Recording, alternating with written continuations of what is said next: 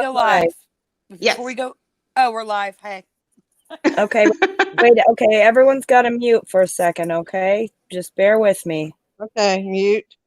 Everyone mute.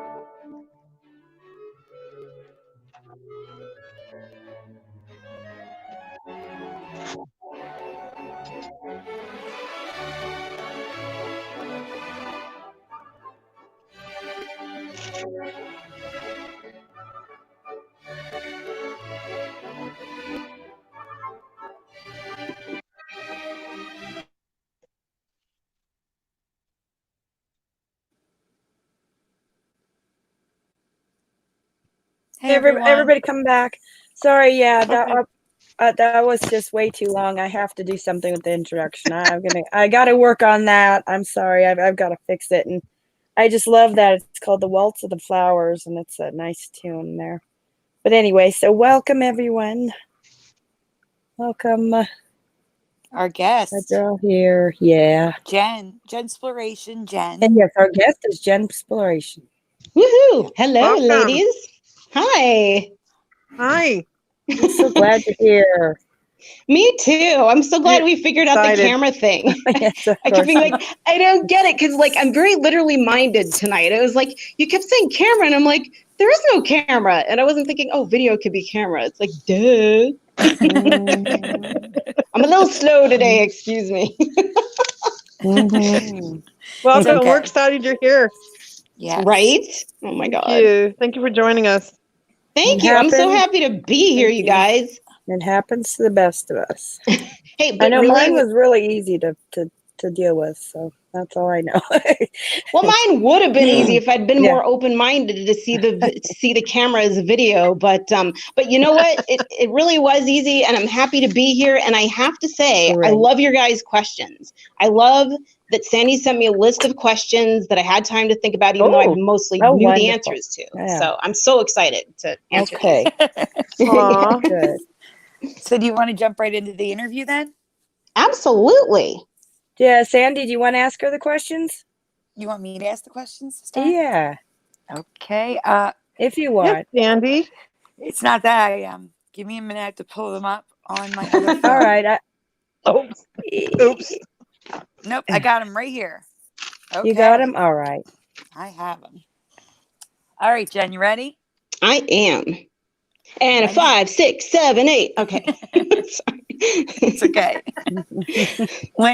When did you first become aware of the Mandela Effect? April 2016. Well, Wow. she was earlier than us. Really? Wow. That's early to me. Oh yeah. For me, Huh. it was the That's summer. early to me. I Well, for became me, it aware. was March 16th, so about the same time as me. Yeah. Interesting. See, I learned of it in the summer, but I resisted it. I'm like very skeptical with things, you know. And it wasn't until December that I really like did like a deep dive into it. So Merry I say, Christmas. yeah. So I I say had to be December with of you. 2016, but really, I learned about it from Shane Dawson of all people in the summer. Hmm. Hmm.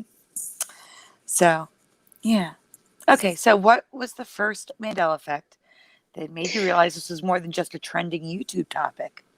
It was pretty much the first video that I watched because the way that I got into the Mandela Effect, and I may be jumping ahead on this, was that I ended up, I was really into conspiracy theories.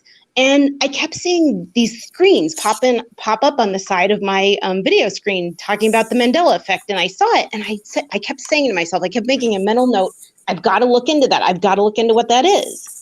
Because I really wasn't sure of what it was, and it sounded really interesting. So eventually one day I remembered, I was very cognizant of the fact that I had told myself to remember it, and I clicked on a video, and the very first thing that popped up, I was like, no, that is definitely something weird, because I do remember it a certain way, and it was the Berenstain versus Berenstain Bears. Yes. And my mom was a librarian. And though I Wow. think those books came out in the 1980s, I think they were more of a 1980s thing. Is that correct? I think Mhm. so. I think you're right. Yes. Yeah. So I was a kid in the 70s, so I wouldn't have read them. But my mom was Me always too. she was always bringing books home from the library. And I remember one day she brought a whole bunch of Berenstain Bears books home. And it was sitting around in our house. And I thought the bears were so cute. And then I was like, uh-oh, wait a minute. No, this is a change. So immediately I was like, oh yeah, this is a thing. And I got so fascinated by it. And I was all up on Moneybags. Oh my God, Moneybag 17. I want to call him Moneybag 17. That's his alternate reality name. Moneybag 73's channel and like Scarab's channel. Like I remember the exact corner that I was standing on waiting for the bus when I listened to Scarab's first video about the pyramids. And I was like, that's really interesting. I wish I'd paid more attention to pyramid sizes, but I didn't. So that was kind of a bummer. And so, yeah, so I just had all these questions and I was so fascinated by it and I was just addicted and like I was quizzing all my friends and Yeah. it was very interesting. And Mirror, that's the second one probably that I heard and I was like, no way. And I went back and I watched the Snow White movie just to make sure, you know, the people weren't saying, like maybe she didn't say it in one scene but then not say it in the other. She did not, that bitch did not say that in the whole entire movie. Sorry. Oh, I didn't ask you guys if I could swear or anything. Jen. That's okay. Yes. Jen, do you know that mirror changed again? What? I found this Oh my 2 God. years ago now. Complete the sentence. Mirror, Okay. mirror on the wall.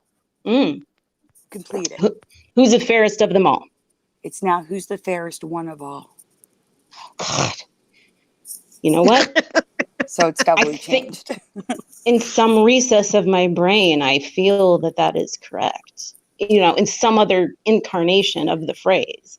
So you're getting like a dual memory. Oh yeah, that happens I all have the a dual time. memory for that. Yeah. But your Yeah. initial reaction was who's the fairest of them all. Exactly. It was always who's the fairest of them all for me. It was never one of all. That bothers me so much. That bothers me just as much as the mirror is now magic mirror. Yeah.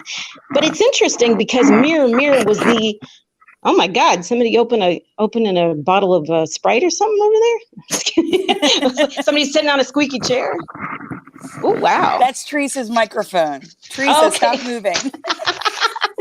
Somebody's What? sitting on Teresa's microphone? Teresa, we hear you moving with your microphone. Okay, so I'm let's not move on. doing anything. I'm sitting still. Oh, then maybe it's curious. There's I a don't know. ghostly interloper. There's a ghostly Wasn't me. interloper. I'm sitting on the Yeah. floor, and I'm not sitting in a chair. That's weird. Let's I just don't know. deny it, Teresa. Keep denying.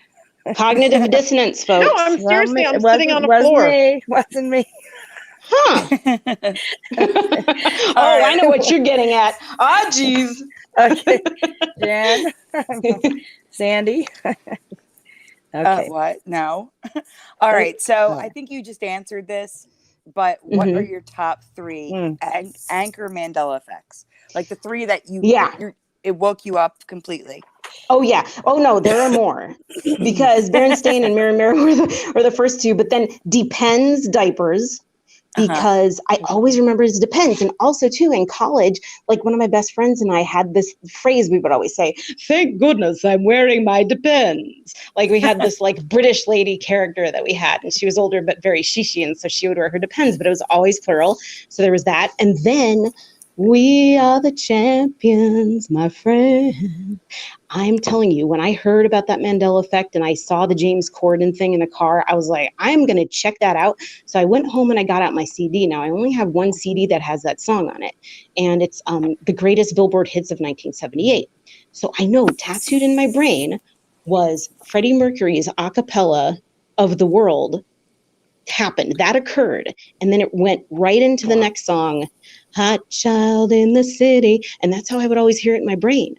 But when he didn't sing that last a cappella song and it just went right into that, that totally freaked me out.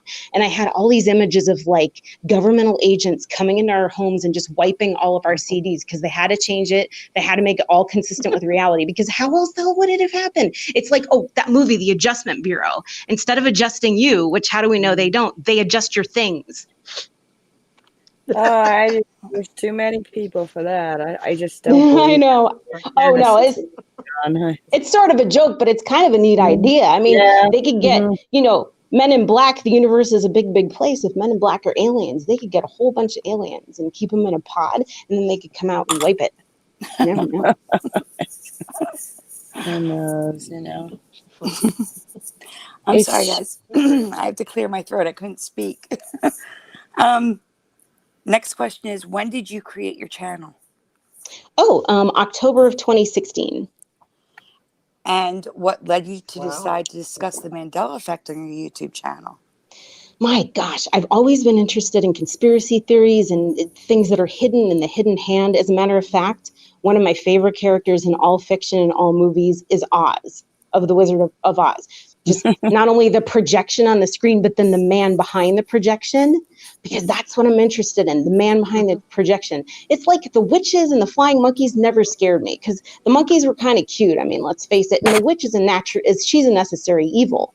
But Oz, now that's the highest villain you could ever have, because he portrays himself as one way, but then he's totally something else behind the scenes. So, what was the question? Oh, yeah. So, so I'm getting into my Wizard of Oz theory. But anyway, so I was always into conspiracy theories, but I would have felt irresponsible by reporting on conspiracy theories that I wasn't there to witness. So like all these people talking about, satanic rituals behind the scenes and what's going on with weapon sales and stuff like that. And unless you can get it from a reputable source, it's kind of like my memories, I can substantiate, and I can substantiate for you why. I can tell you, I was standing in a certain part of the room and I looked over at this thing and it reminded me of that.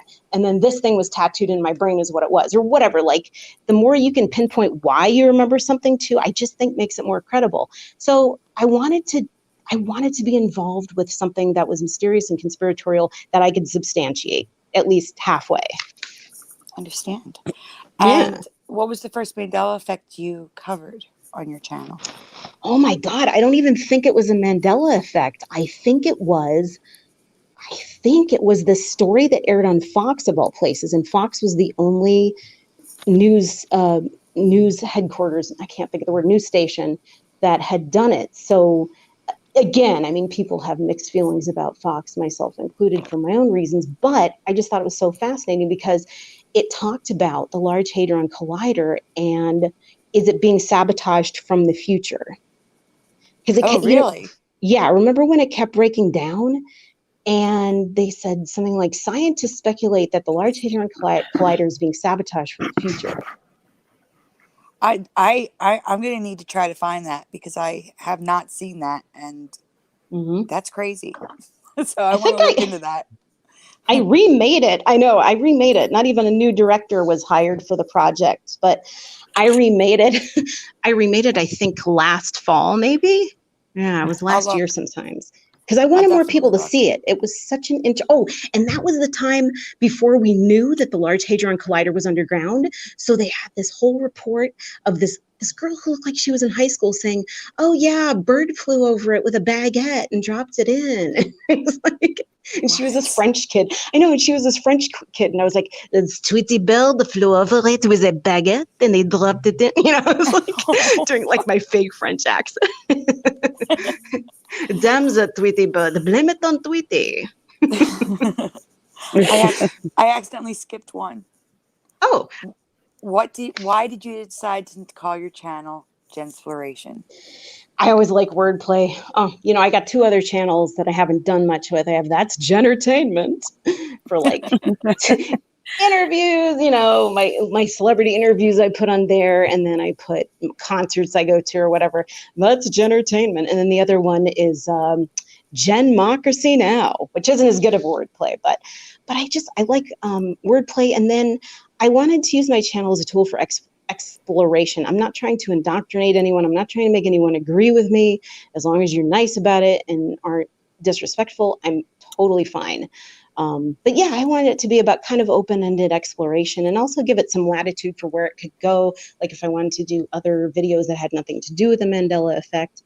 So that's basically why I named it what I did. That's awesome. Okay, let's see. In your opinion, why do you believe the Mandela Effect is happening? Because there are just too many hinky things going on, just too many. And plus, I've always been such a staunch believer in parallel universes.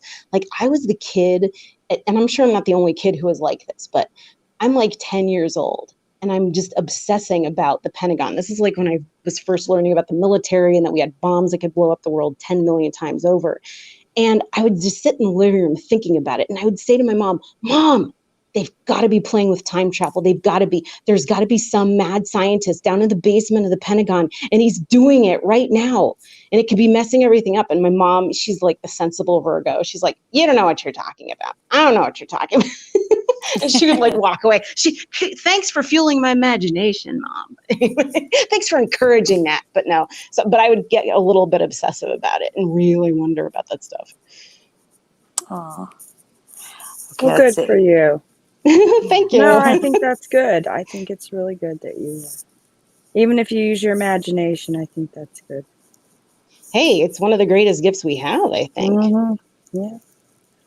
Albert Einstein is quoted to have said imagination is more important than knowledge. Now, I don't know if that's an actual true quote, but I always kind of liked it. But I kind of think they're both kind of important. Well, it's a sign of being intelligent. You're intelligent. Yeah. You use your imagination. Right. So I agree with that. And being imaginative leads to questioning things. That's good. Exactly. But it's funny because I think we've all been so... Now, my best friend, she doesn't consider herself affected, but she is so open-minded. And, she'll do videos with me and speculate on things with me that she thinks are interesting. But she said she feels like maybe we're under hypnosis, like mass hypnosis. And I got to tell you, some of the Mandela effects that I'm going to talk about later on, there's a couple that I was under, I think I was exercising such cognitive dissonance that I didn't even acknowledge that there was a change. And then when I finally did acknowledge there was a change, it's like, I know this changed. It was like that big and that intense. But there's something like holding us down or holding our minds down where there's so many things we just brush off, like, and I still probably do it too. Like things I just don't want to acknowledge, but it's so fascinating. Oh yeah, definitely. Every time I see a new Moneybags video or Scar Performance or anybody's Mandela Effect video, and I'm like, how did I miss that? It's amazing. Like they have, it's we all wake up to things at different times, and like I'm covering something tonight that Recall Vector just did because it affected me so much. I'm like, and there's a change that he didn't discuss for me, so I wanted to ask everybody here. So it's the same thing. Like, how did I miss that? Like, how do you miss it? But we do. We miss so much. so much we don't pay attention to.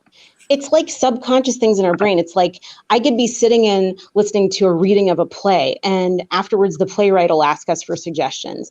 And there's something that I know is in the back of my mind, but I don't know it until somebody else says it. Like somebody else will say, well, this character and that character's relationship made no sense because da da da da. And I'll be like, oh yeah. Or like when a stand-up comedian points out things that are so common and so everyday, but they articulate it in just that way that you're like, oh yeah, I thought about it, but I didn't really think about it. Like I didn't think about it in the forefront of my mind. And when you finally do, you're like, it's like floodgates opening up. Yeah. It's a good description. Thank you. All right. Okay, so do you believe that there's something that links the Mandela Effect together? That was a question I didn't quite understand. Do you mean something that's causing it, or? No, I mean like something we all have in common. Oh, I see. Do I think the only thing I really think about is that we're all open-minded and open to seeing it. And I don't think that makes us necessarily better than anyone else, unless they're jerks about it. Then, things are different. Then we're better than them, totally. Then we're better. And then we're jerks for thinking they're better than them. No. Oh, God. See, it all comes full circle. But yeah, so I don't know. I mean, I just think that there's an openness to us with all of us. And some people are open to other things, but it's one of those things. I mean, you can't really force it on somebody if they're not ready to hear it. It's like, well, that's okay. Let it go. Okay. Do you see the Mandela Effect as a negative or a positive phenomenon? And do you think it is beneficial to us in any way? I kind of see it as neutral. I'm fascinating though. So in that sense, it's positive. I see it as fascinating. Now, there comes a time when you've got to question fail safes. So most of the changes we've seen are, I wouldn't say that they're necessarily inconsequential, but I would say that a lot of them don't necessarily directly affect our lives. Now, some people like that woman who did the video about her husband not remembering Pangea. Do you guys remember that video? Yes. Is that the one with the is that woman that was very upset because her husband wasn't her husband? Yeah. Yeah, I remember that. That was so sad. I felt so And bad for her. and it was like 3:00 in the morning, and the image about it that she gave that was so haunting to me was when she said, yeah, and there was a stoner kid in the back of my class, and he said to one of the teachers, oh, wow, it looks like the pieces of the earth could fit together. And everybody just thought he was crazy or just kind of looked at him like, what? And I guess that was in one of her memories or in somebody's memory where I haven't watched the video in a while, where just Pangea didn't exist. Like the whole concept of Pangea did not exist in this reality. And it's funny too, because the way South America is just floating around and the way some of our land bodies are floating around, I'm wondering if the whole idea of Pangea will be broken up eventually, because it just seems like there's a lot of earth changes. So I don't know. I just thought of that when I was talking about it, but I don't know. It kind of seems like to me like we're reverting back to Pangea. Like South America's 1,000 miles closer to Africa. Like it's going back. Do you understand what I'm saying? Yeah. Oh, I see. Like it's reaching towards us. The puzzle's trying to fit all back together. Yeah. Oh, wow. Oh, yeah, that's so true. And then actually, it's funny. I almost forgot. I wanted to tell you guys. I was watching Santa Claus is Coming to Town the other night. Like I was just on the TV in the background. But in the shorter scene in the beginning where he's still a little boy and he's getting schooled by the elves, there's a globe in his classroom, and I swear to God, South America is right underneath North America, and I wanted to take a picture of it, but the scene was so fast I couldn't get to it. Wow. Oh, gosh. Yeah, so that was interesting. That is. Let's see. You didn't answer part 2. Do you think it's okay? I know it's a long question. Hey, I love it. Okay, go ahead. Do you think the Mandela Effect is beneficial for us in any way? Right. Okay, so I was talking about fail safes. So I feel like as long as the fail safes are intact and it doesn't interlope into your personal life and your personal relationships too much, I think it's okay. And I think up until that point, it's relatively fascinating. But once you start getting personal with it, I think then it could be negative. Okay. Yeah. That's good. All right, let's see. Has the Mandela Effect changed your personal life and relationships in any way? For example, angering friends or family. And do you know anyone in real life who is also affected that you can talk with about the Mandela effect? Well, I don't. I grew up in kind of a hippie town, so a lot of my friends are like really like, "Hey, man, whatever." They're like open to stuff. I mean, I'm making them sound more stereotypical than they are, but yeah, they're kind of like. A lot of my friends are really open to it. I had one friend at work who was like kind of cynical about it. And then I posted a video a few weeks ago. He's my friend Steven. He's like a longtime coworker. And he goes, "Jen, I think I finally understand the Mandela effect. I was looking in my closet the other day for a shirt and I found one of my favorite shirts. But yet next to it, hanging up in the closet, was another shirt that looked almost exactly like it. I don't know where it came from. I tried it on. It's much too tight for me. This is really weird." So Oh my God. I know. That And is then weird. it is weird. And then today he thought that he had lost the too tight shirt, and then he was going to come into work and be like, "Jen, proof positive," but he actually found it. But like, Oh my gosh. So another shirt just appeared. exactly. Oh, wow. Yeah, That's crazy. I know. See, thankfully, nothing like that's happened to me yet. At least that I'm aware of. Mhm. That's like that would freak me out because that's like tangible. Do you know what I'm saying? Yeah. It's not like hearing a song change or that's something that was Mhm. in my house that is now that shouldn't be there. You know what I'm Oh, saying? I know. That's kind of freaky. Okay. Can I tell you something else really freaky about a tangible thing?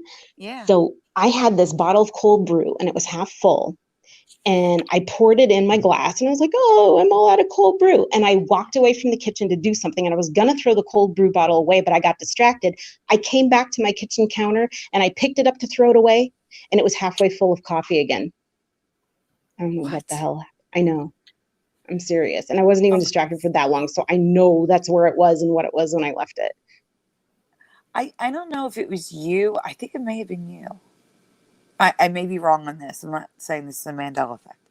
Mhm. I was watching a video where someone says, "You only see what you can handle." I could have And definitely handled more coffee that morning. So that's what I'm saying. But like, I don't think I could handle that. Maybe that's why I don't see those type of Oh, changes. You see what I'm saying? right. Interesting. Well, one of my friends would have told me, "Oh, well, it's probably poison. Don't drink it." You know, he's one of those. I drank it anyway. You were all ready for that. Yeah, I guess. So has it affected any of your personal relationships?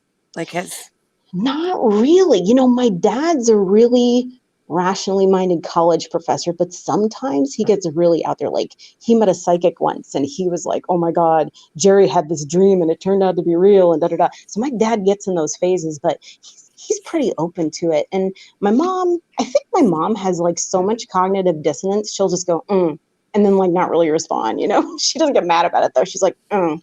She's like, it's like that, "You don't know what you're talking about" thing that she used to do to me as a kid.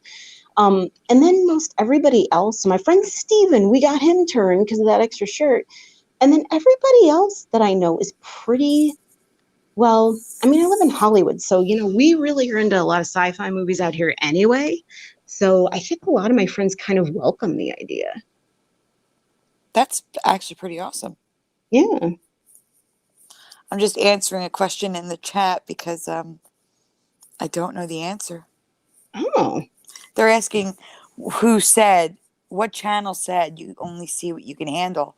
I Oh. really don't remember who. I don't remember where I saw it. It was probably, I don't know, like a year or so, maybe 2 years ago. So I really don't remember. Sounds like something maybe that Moneybag 73 could have said. I don't know. No, the person who said it was talking about visions they were having. They were having visions where they were like, like where the road opened up or something. I don't know. Theresa had something like that, right, Theresa? Teresa's on mute. I know. I'm trying to get her in here. Theresa. Well, she'll tell you more about it. But she was walking down the street one day and she said the sky was like sparkly, like clouds or something. Something about the clouds in the sky. So we'll have her talk about that later. Oh, Theresa. Hello? What? Teresa, do you remember What? that day you told me that you had like a vision while you were walking down the street where the sky Oh, and the you mean clouds, the true? You mean in the low? You want me to tell it? the sparkliness? Yeah. You talking about the two bodies? N- No, I'm saying you told me that like the clouds in the sky was like sparkly and low and it opened up or something. Yes, yes, yes. Do Yeah. you want me to tell it? Yes. Please. I didn't want to interrupt your interview. Yeah, go ahead. Yes, please. I was Okay, I was walking down the street, and the clouds were really low, and I looked up, and this one particular cloud I was looking at, part of the cloud opened up just enough, like it would be like you in your car, and you took your hand, and your car was like foggy, on the windows, and you like took your hand and like wiped it. You know what I'm saying? So you could see. Yeah. Oh. And all of a sudden, the cloud just opened up enough, and I looked up there, and I saw. You ready? I saw two heads, like with no faces, like two heads sitting next to each other, like they were like watching me. Mm-hmm. What? And Did they have faces? yeah. Like What? you couldn't see their eyes, but you could see that there was two creatures, or there was their heads were kind of egg shaped, but it wasn't like perfectly round. And I could see the two heads sitting next to each other. They were like right next to each other, and it opened up just enough where they can look at me, and I could see them, and I'm like, okay. And I'm trying to get my phone to like take a picture, and when I tried to do it, the cloud, it's like it closed up again. Yep, we'll never forget that. Oh my god. So was it like a Yeah. silhouette And they of know I've heads or? seen them. Oh my god. I could Was it see like it'd be like if you drew like two white heads sitting together. Like I could Like- see the two heads. I could see the shape of the heads. There was no facial features or nothing. It was like like two white heads, but I could see what it was, and I could Like a tell. mannequin? Yeah, it would look like a mannequin. Yeah, but I could only see from the neck up. Like Like they a were like wig head. sitting like behind some kind of control or something. Oh, Mhm. weird. Was Yeah, it like? I Did they know. have hair? Were they bald? They or had was nothing. Did they? They were like, it was like if you, it would be like if you had a person who was bald and you had from the neck up and it was all white. Oh my god. Teresa, What? when we showed your picture for the one of the cloud, the one I'm showing, somebody had mentioned. Oh, you didn't show her that one. I think it was Esther that there is a face in this, and I see it now. Hmm. You see the face, What? the Oh my eyes, god. the nose, and the mouth. What do you mean there's a face in there? There's a face in there. Look at the face. It I looks saw like that my- one day oh walking. my That gosh. had nothing to do with the other story, but look what happened to me. But can you see the face? Wait, there's a face in there? Yes. Where? Yeah. Yep. Two eyes, Can you draw? nose. Oh my god! two eyes, a nose. I think I can't remember who mentioned this in the chat when we showed Oh this, my but she God. said there was a face, and there is. Can you send me a screenshot of that? But you have the picture, don't you? Yeah, but I didn't notice that. Yeah, can you send that to Right. me? Oh my god, I see it. Oh, it looks like he's blowing it out of his mouth. Yeah, it does, doesn't it? It kind of looks like a cat with Oh my bulgy God. eyes. It But then almost the- looks like a cat too. I know. I didn't even I mean- notice that, guys. Oh I my was God, more do you looking at see? the glowing thing. Do you see behind it that's more purple? It looks like a horse, like a side profile of a horse, kind of with a big bushy mane and an eye. It Like does. what? It Yep. does. Mm-hmm. I even see like a Tell me what I'm saddle. looking at now. Wow. I see little eyeballs here. Yep. That's kind I of like the hey guys. That's kind of like the shape I seen. But minus the eyes. Wow. Hmm. Okay, this is really blowing my mind. I don't know. I know. You. See, now You you can want me see to be it. play devil's advocate? I'm gonna play Yeah. devil's advocate. Yeah. Alright. So just so we don't go, just our brains are wired to see faces when there aren't faces. Oh. What about horse faces? Our brains I didn't even try to notice make that, sense of guys. I was too busy information. looking at the glowing circle that I saw.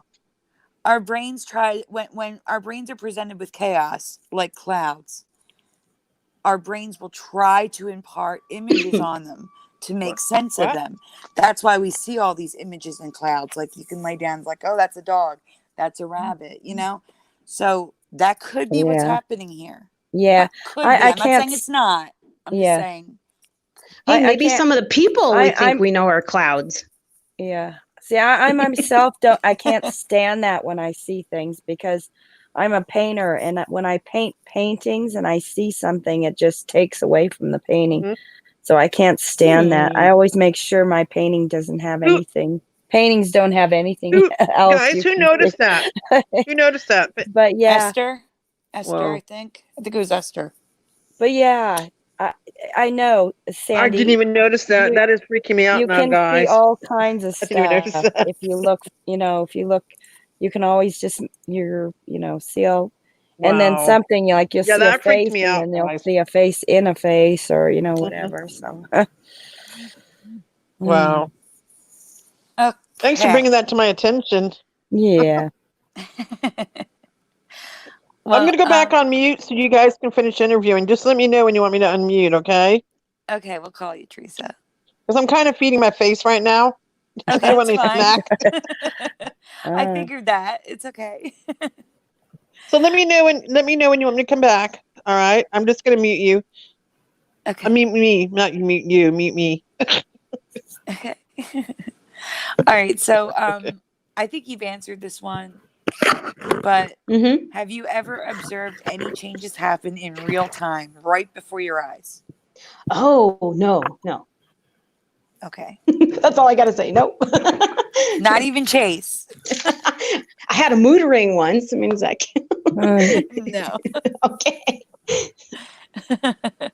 Okay. So have you experienced any changes in yourself, such as changes to your appearance, health, personality, etc., since becoming affected? How would I know? No, I'm just kidding. I mean, I kind of feel like that's something that maybe that would be more the call of an outside observer. You know what I mean?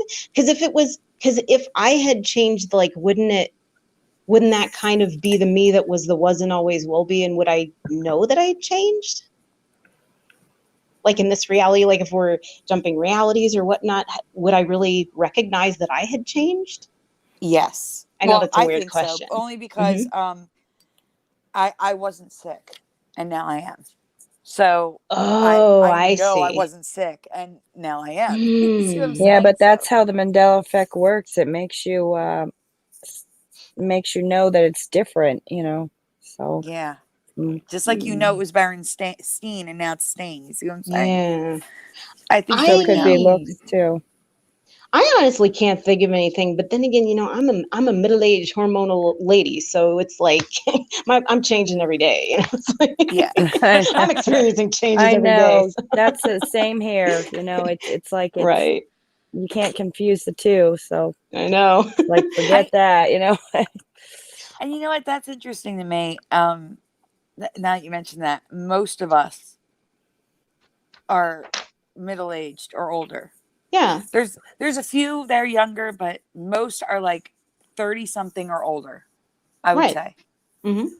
That's interesting to me too, that a lot of kids aren't affected.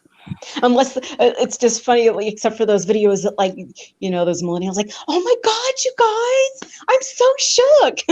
Oh yeah, you're right. There are some. There are Absolutely. some. There Of course, are. they could be just doing it to, like, say ratings, like to get ratings or whatever. But Yeah. Okay, and reviews, yeah. someone just turned 39, Brian. Ah, it's a Just turned 30. baby. He's had Yes, his birthday. happy belated birthday, Brian Belated, but yeah. McFarlane.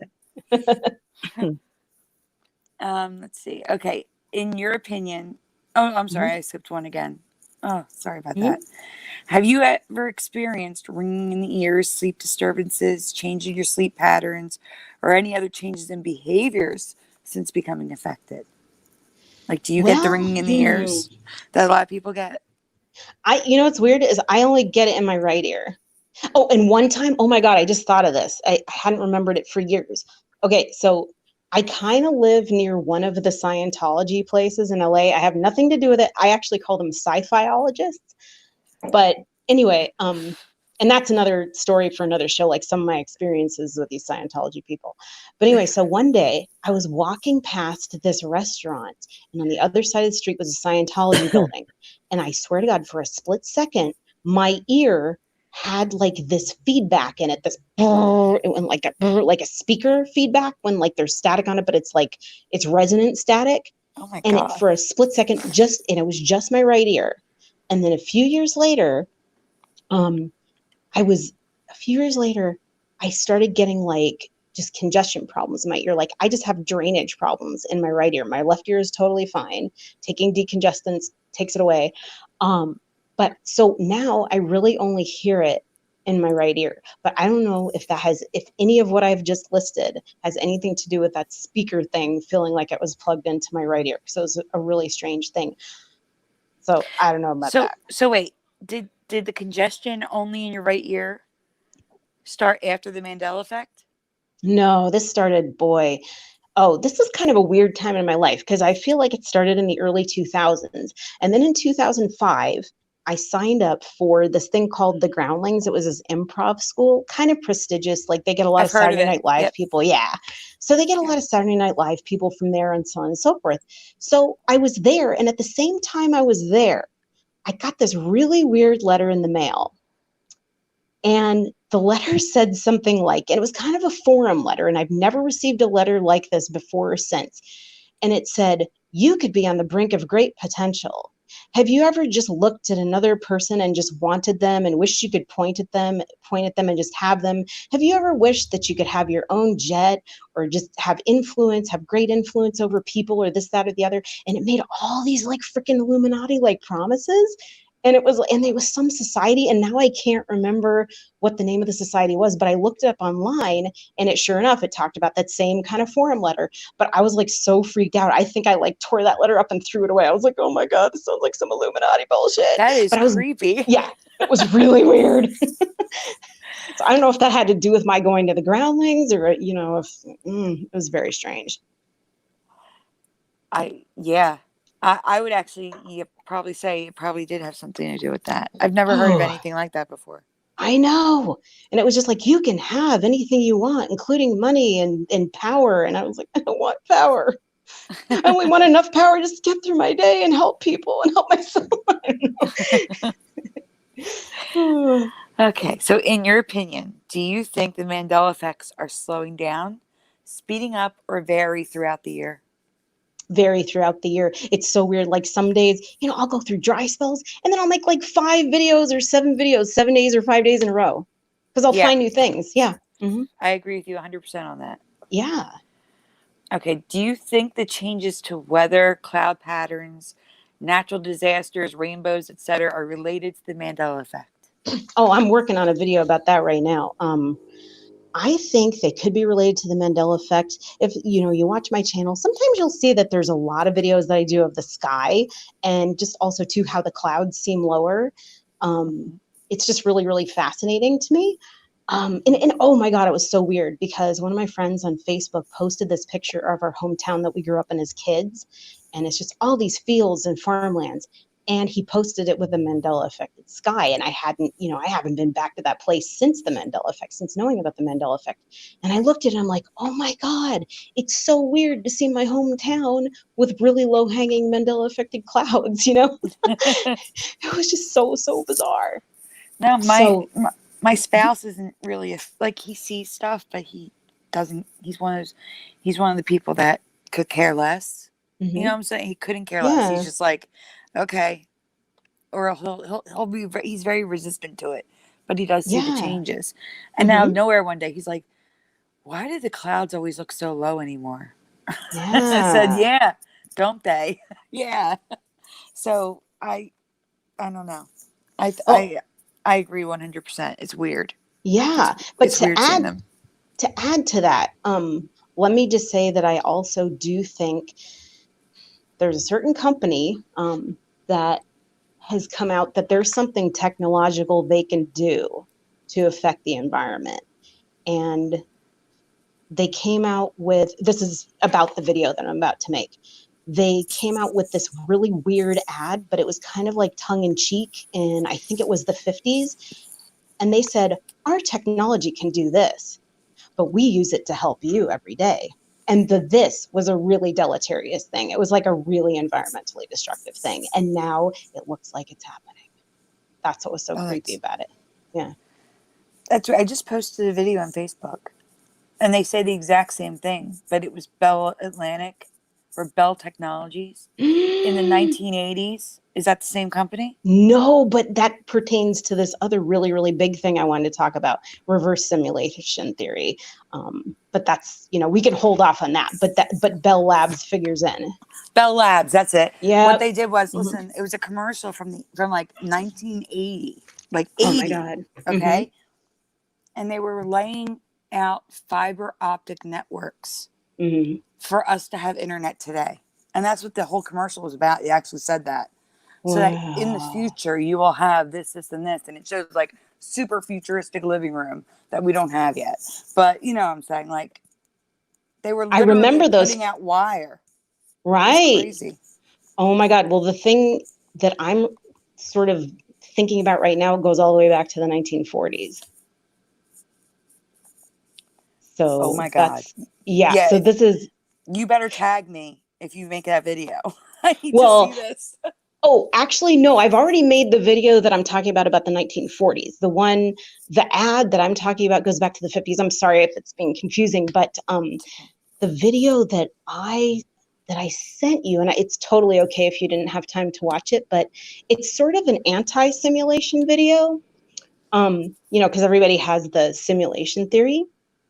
But the links you sent me, I sent to Curiouser because I thought you wanted to talk about them on the show. So I just sent them to her. Oh, so okay. That's fine. Why I wanted to be surprised. So I didn't look. I get the surprisation vibe. Yes. Yeah, I don't like I wanted to, get the full effect. So I just sent them to her. It's so funny. I have this whole list of things I want to talk about. And I said to myself, I'm probably not going to get through most of these, but of the one thing, if we do talk about it, I want to talk about reverse simulation theory. That's a term that I coined. Because I don't know what that is. So that's good that you're going to talk about it. Yeah, we don't have to talk about it now. You can finish with your questions, but then if we talk about nothing else tonight, I definitely want to bring that up because I think it's important. Okay. Yeah. All right. So we're almost done the questions. Sure. Do you think the laws of physics are changing? Oh boy, that's over my head. I'm not a physicist and I'm really not into, I think bilocation is really interesting, but I'm kind of not into New Ageism either, so I wouldn't be the guy to ask. Okay. Yeah. Do you see anything happening in the future either related to or because of the Mandela Effect? No. I don't have any concrete ideas about it. I think in a most fantastical world, maybe like if a restaurant closed down that we really loved, it'd be so great if we could hop in a parallelogram jet and like go to that universe where that stupid restaurant is still open that they freaking closed in your neighborhood. Or like, oh my God. That'd be awesome. Oh my God. Oh my God. Or, you know what else I thought?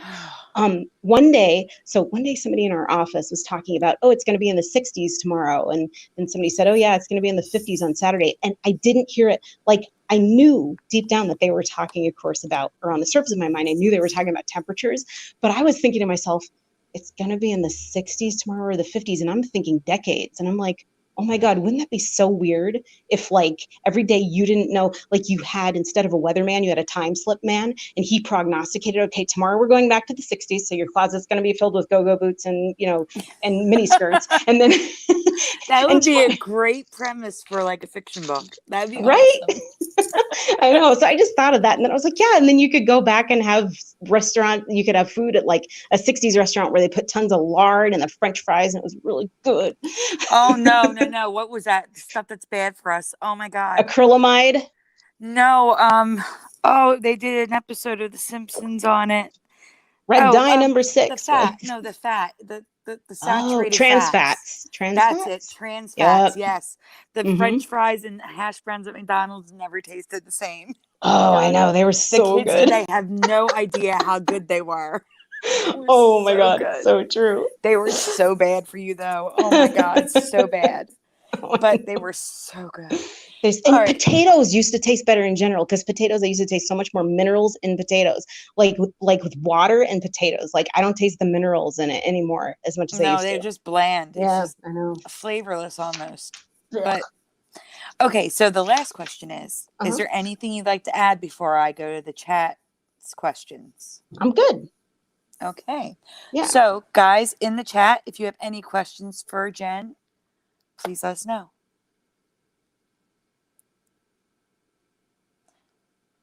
Okay, I like this Esther, format. Teresa, our feast is over. We got to stop eating now. Yeah. Esther, guys, Esther has a general question that Okay. we could all answer. Anyone else notice when driving, it's easier to drive over the white line because the angle is off? I've always had a marketing my hood to know where the middle of the road was. Now it's moved. So the middle of the road has moved for you? She had a marking on her hood. It says marketing. That's why I got thrown off for a minute.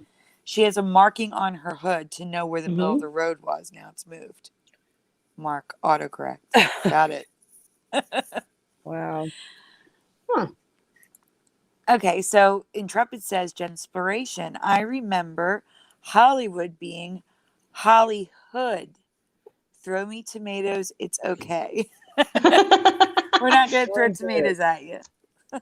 Hey, anything's possible. Although I do know that there was a Hollywood YouTube channel. I don't know if she still has one, but I guess she used to be in the music industry. So she has lots of personal stories about how she was exploited in the music industry and about the quote unquote Illuminati. But that's interesting. It kind of makes sense. I mean, Hollywood, because Hollywood is just wood, but Hollywood is like in the hood. But that's kind of slang too when you think about it. Yeah.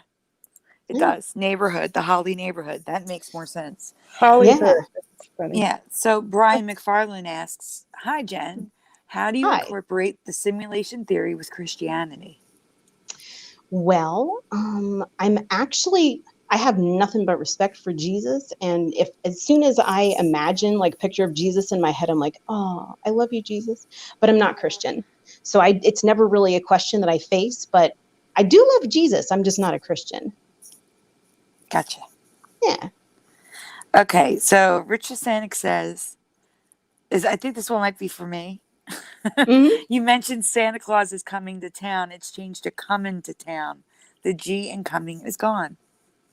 Huh. I'm going to have to look at that. All versions or just the version I brought up? I just covered a lot of Christmas song changes, Jen. That's why Oh, okay. there's a lot. There's so much.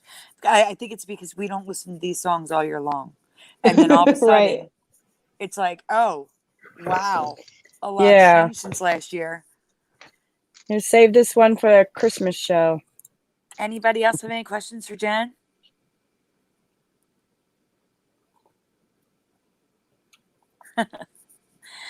Well, Virgo says at Brian McFarlane, the Doors logo looks totally different to him. And it does. Actually, it was covered on Mandela Monday.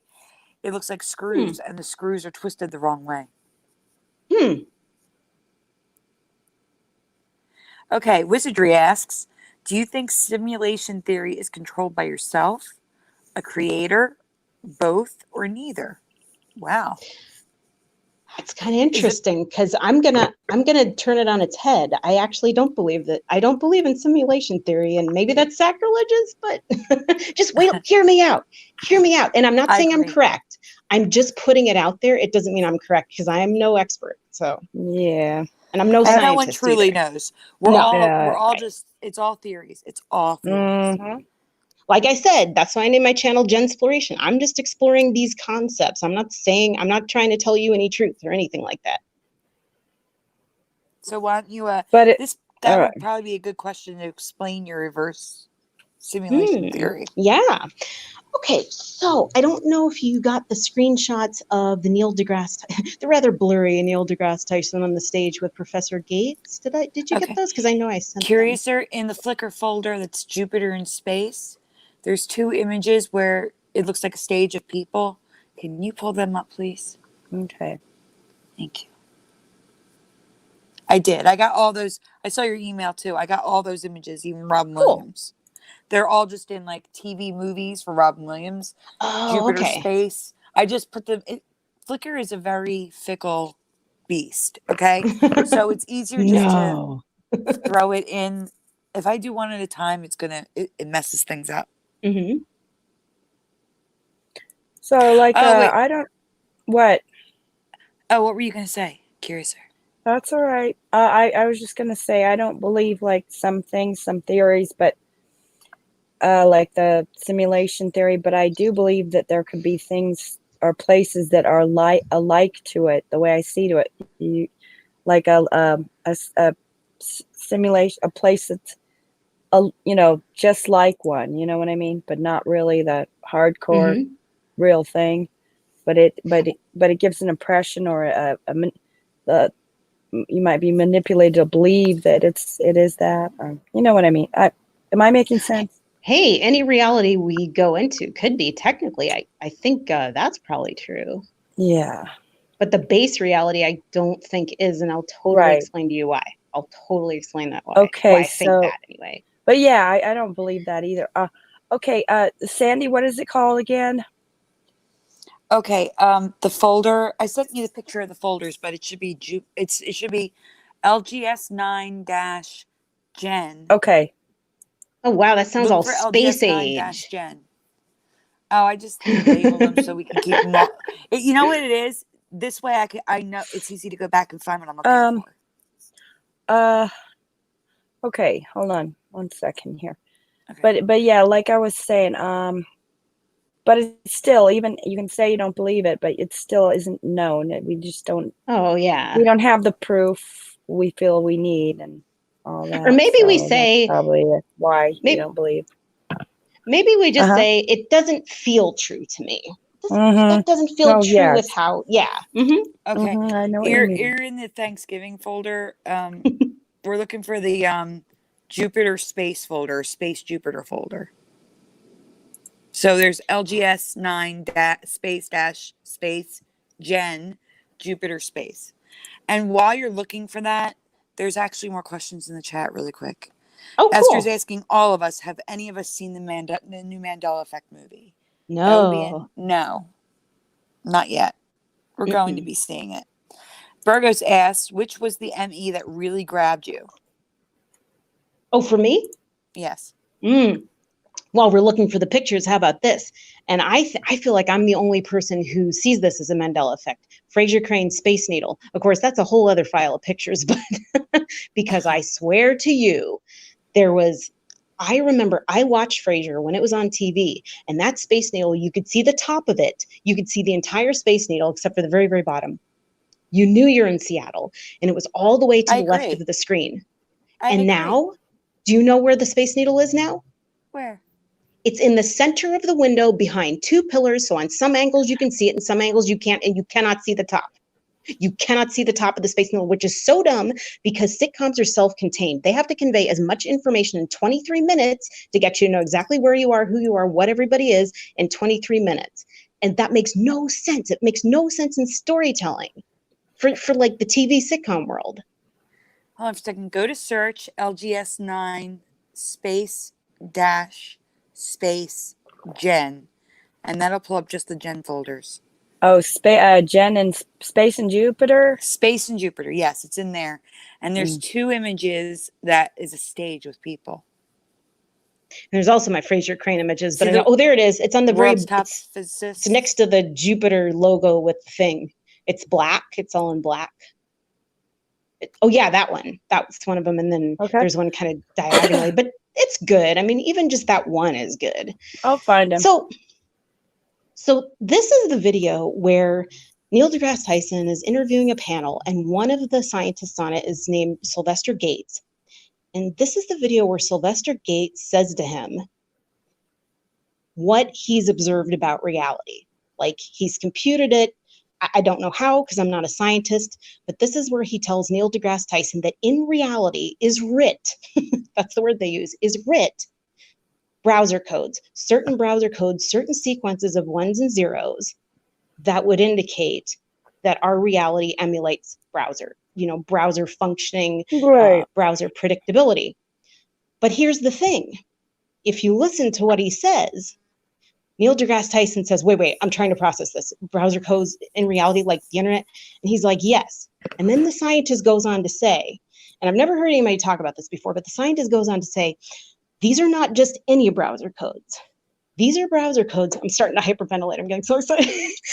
These are browser codes from the 1940s. And they're not just even any browser codes. It's a very specific kind of browser code written by Claude Shannon. What? The scientist. Now, his name is Claude Shannon. It's a guy who existed in this reality. Not only does he exist in this reality, he worked for Bell Labs, he worked at MIT, he worked for the Department of Defense, and he worked along John Van Neumann and, oh God, wait, who's the other guy? I'm so excited, I'm forgetting his name. I got the notes right here. John Van Neumann and Vannevar Bush. Now, Wait. I need to interrupt a second really quick because my brain is racing. okay. Actually, you finish. I'm going to formulate my question for you when I'm done. Oh my God, my brain is, no. It's Go hurting, on. right? I'm hyperventilating, your brain is hurting. Okay, so John, and I just figured this out today because I wanted to do a continuation video about this. Okay, so this guy, Claude Shannon, browser code guy from the 1940s, whose browser codes are found in our reality. He worked alongside Vannevar Bush, who not only worked on the Manhattan Project, but is also the father of the analog computer. And,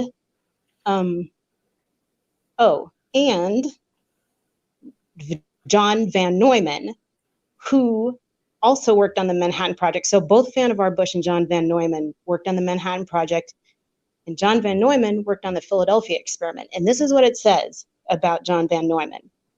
So, and you guys all know what the Philadelphia experiment is, right? They tried to make a submarine disappear. Yeah. Yeah, and they made a great movie about it. Wait, wasn't it a ship? Oh, it was ship. Sorry.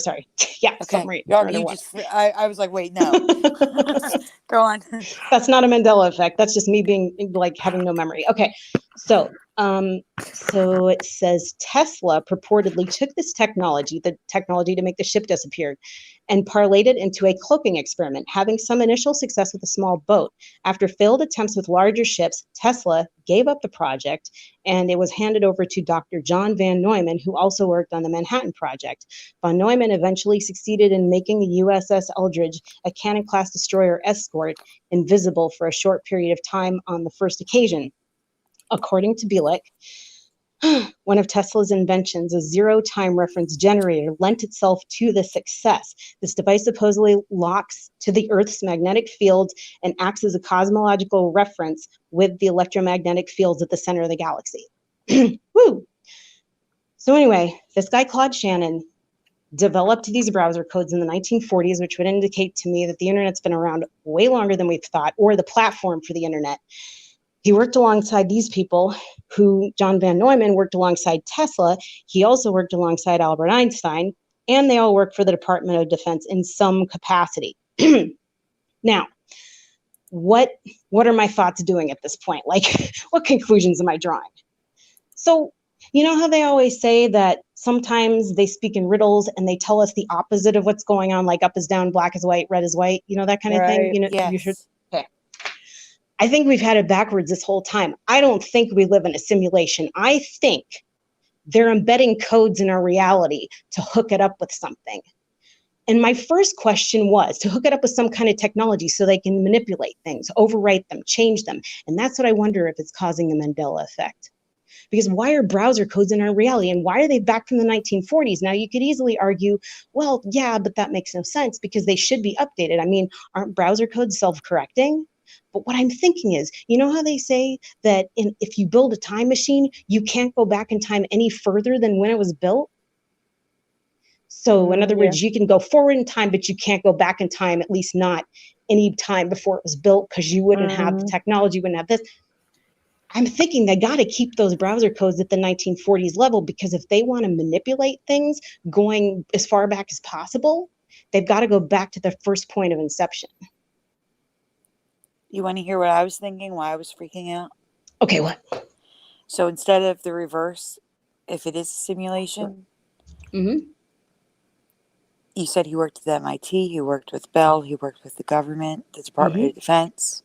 The reason why we're so few and far between awake is because we are somewhere in a government base in a simulation. But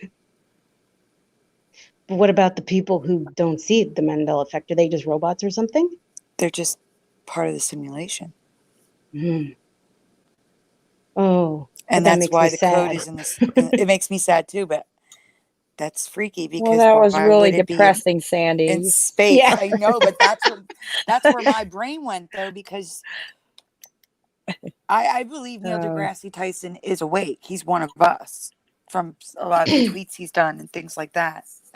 And Yeah, but who's to say what's natural or not? I mean, if isn't it also possible that they discovered that the reality with these codes, and then they copied the codes for themselves to make technology? I don't know. Just thought, which came first? What they just copying I see what you're that, or saying. Well, So the internet what's was created based upon their discovery that the zeros and the exactly? ones in Yeah. space.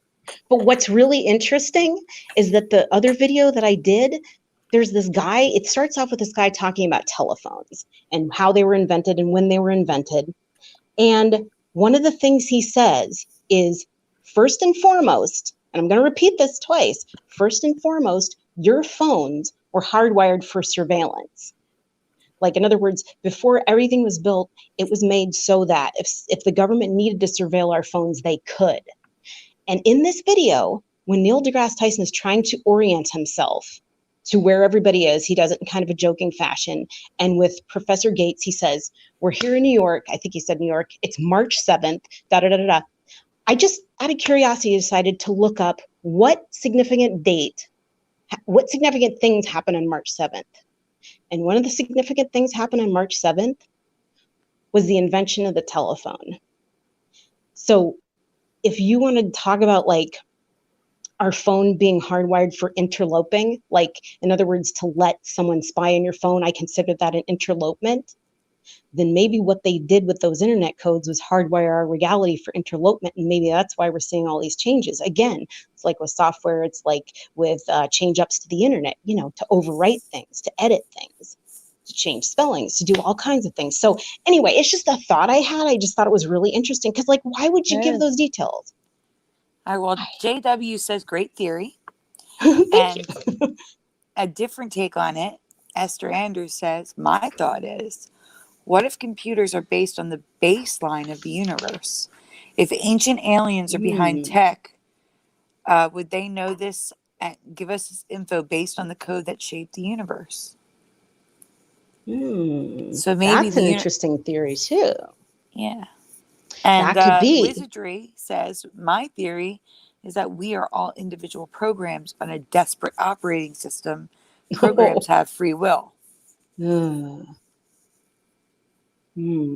That's interesting. Now, I would be curious to ask the Christians in the room, because it would seem to me kind of distressing as a Christian to think that if we live in a simulation, then doesn't that mean that Jesus is also part of a simulation and that maybe he's not really real? Isn't that depressing?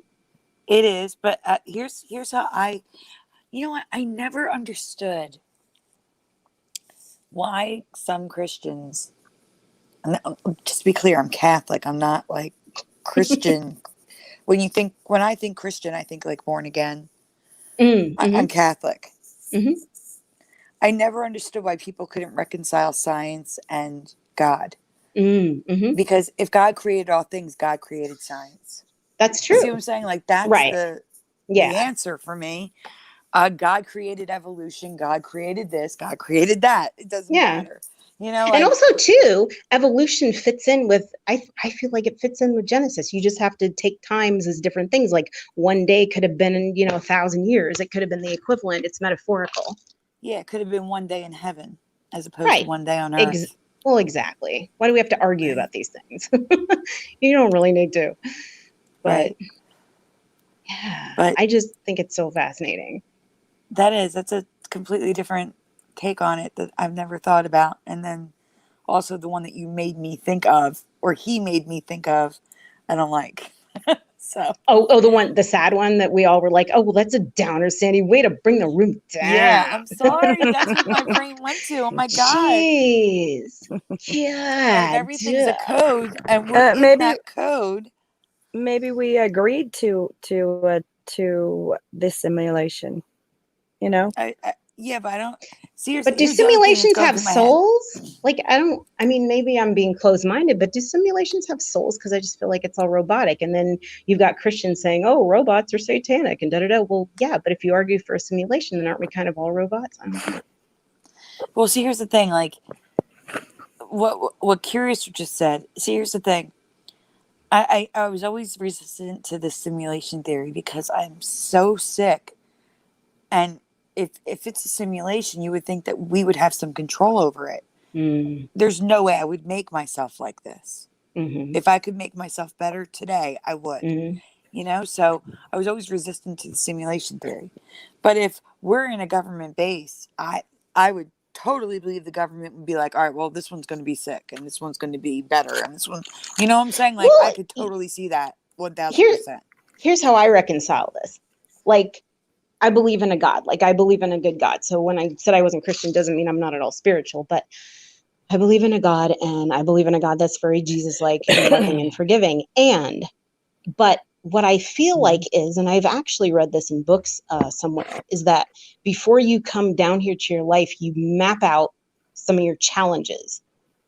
You're mapping out what it's going to be like in a human body in a world of lack and limitation. And so I kind of believe you kind of choose your struggles, and you probably choose some of your joys, and you choose the key people, and like we choose our parents. And there's always, of course, that joke, you know, with my friends of mine who had really difficult parents. They're like, I think I was drunk when I chose my parents, you know. Yep.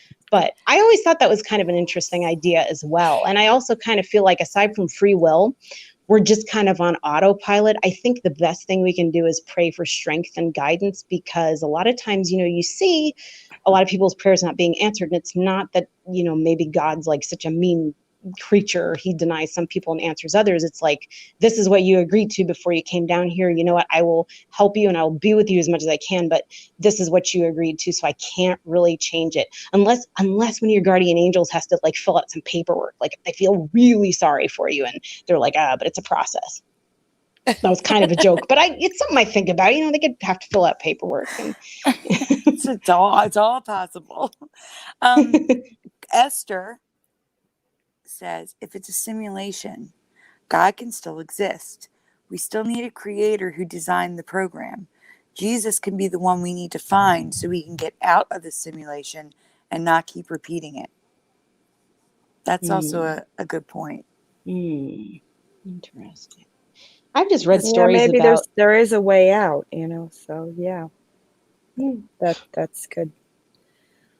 Oh, before we go tonight, and we have 15 minutes left, I didn't know if you wanted to share my video that I took last night. I thought it was kind of fun. I mean, nothing, it's sort of getting Hollywood people woke to like well, wait, before we get to the video, let's just go through your images really quick. Oh, okay. We'll skip over the Thanksgiving one. You can just explain the Thanksgiving one because it's just like screenshots of the article. Yeah. But while you pull it up, I'll just explain it really quickly. So basically what it said was that for the longest time, Thanksgiving was on the fourth Thursday of the month. But then in 1938, Franklin Delano Roosevelt decided to change it to the third Thursday of the month because we were on the heels of the Great Depression, and he wanted there to be one more week of Christmas shopping for the holidays, which seems kind of ridiculous because I feel like even though we just had the Great Depression, we weren't as materialistic of a society back even then, but okay. And now basically we can celebrate Thanksgiving. November 22nd is the earliest date we can celebrate it, and November 28th is the latest date we can celebrate it, respective of nothing. That's just how they set it up. I think just to have it in keeping with like the third or the fourth Thursday of the month. But then it was weird because I've been into the Mandela Effect for 3 years, and I would always look through my Facebook memories.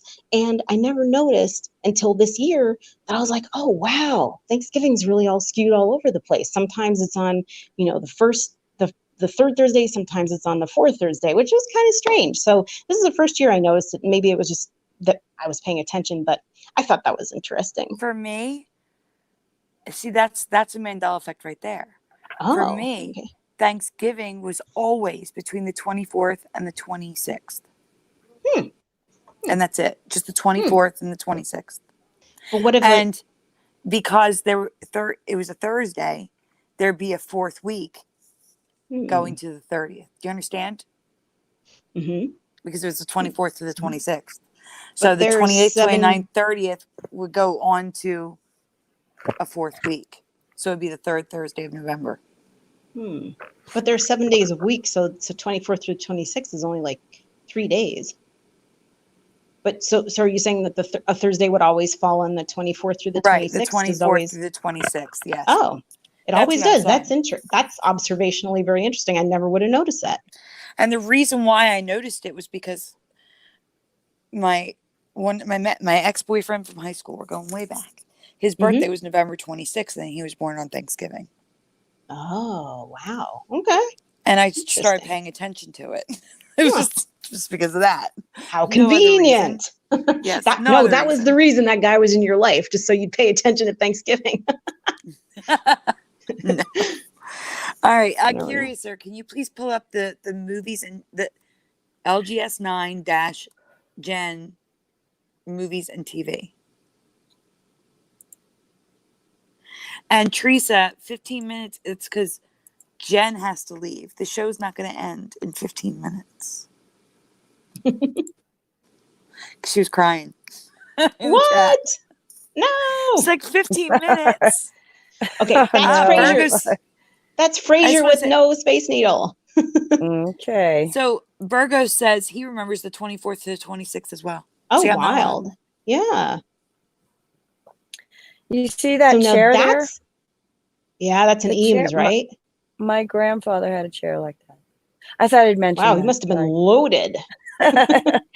No, it was just, it wasn't completely like that. But it was close. It was a really nice chair. You can't even see it. You can't even tell that he's in Seattle by that image.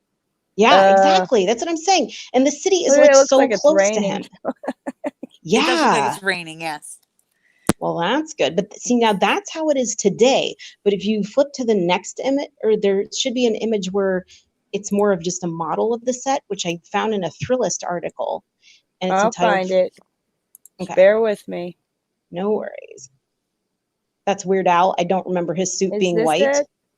What is it? No. Well, That's no. where the Okay. that's where the Space Needle is now. See how it's like in the middle of the window, and you barely ever see. You can't see the Space Needle, but on that angle where the Space Needle was, if you go back to the picture before this, let's see. That's the thing. Flickr puts it in its own order. They're all out of order. Oh, here. That's the problem. Stop. Okay. This is how I remember it. And do you see where the Space Needle is? And you can totally see the top of it. And the city's way much farther away. Yes. Yeah. It's like, the Space Needle almost looks like a ghost in a phantom image, but really where it is now is, do you see that weird statue on a pedestal? It's all the way on the side, yeah. It's all on the way wrong over there. side. And you can only see the legs. Like, very few angles can you actually see the top of it, which makes no sense at all. So you can just see the legs of the Space Needle most of the time. It's like, why even bother? Why bother even putting it in, Yeah, it doesn't even make any sense. Makes no sense at all. So that was one of my biggest Mandela effects, but it was the one where I held back on. I had such cognitive dissonance. Like, I must have been subconsciously exercising so much cognitive dissonance, because I think I spent, from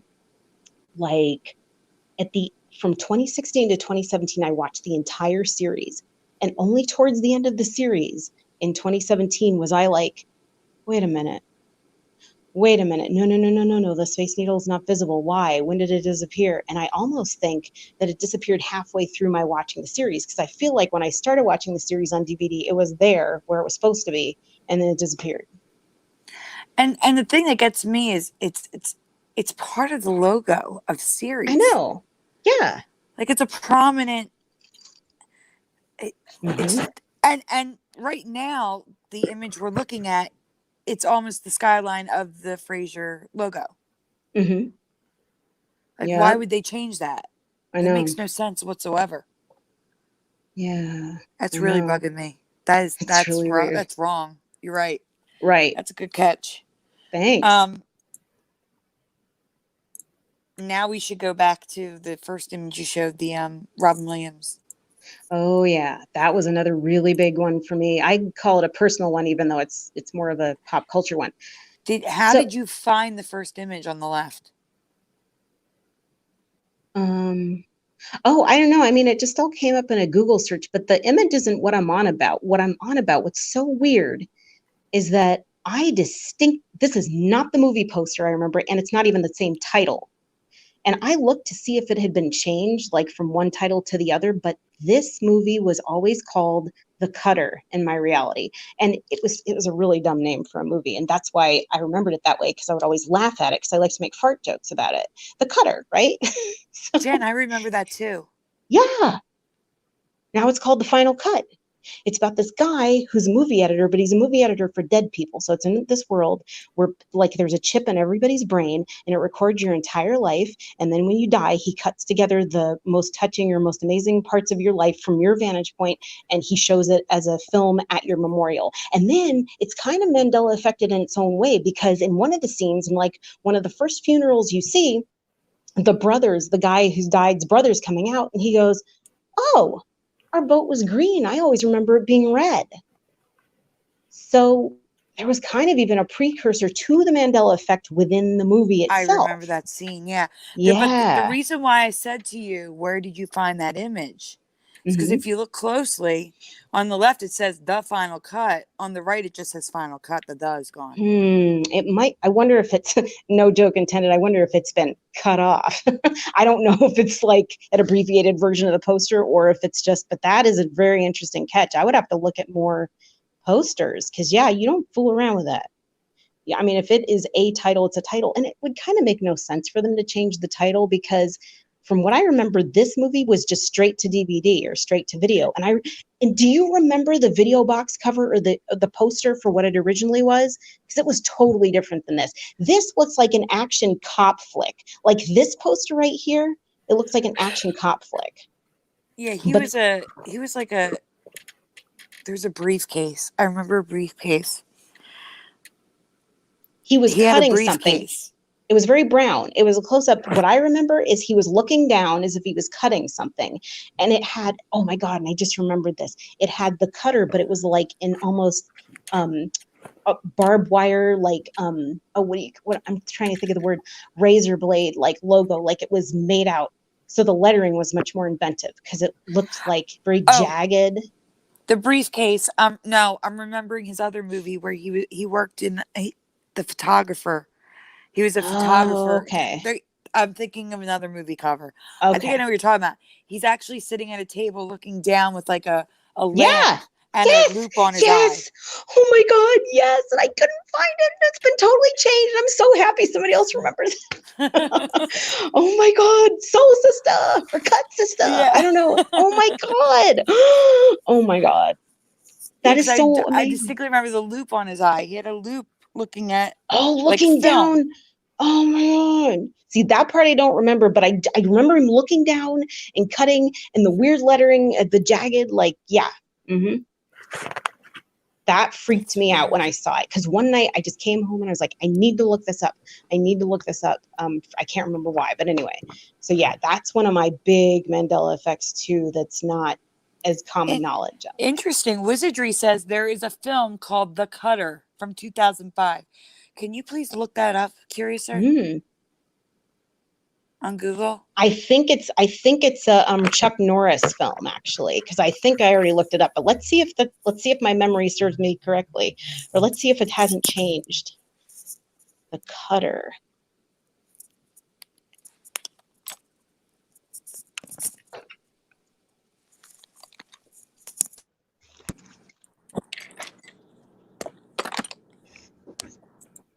Guys. Oh, see, Echo and the Bunnyman. That's weird. I never heard of that. Yep, see, Chuck Norris. I told you.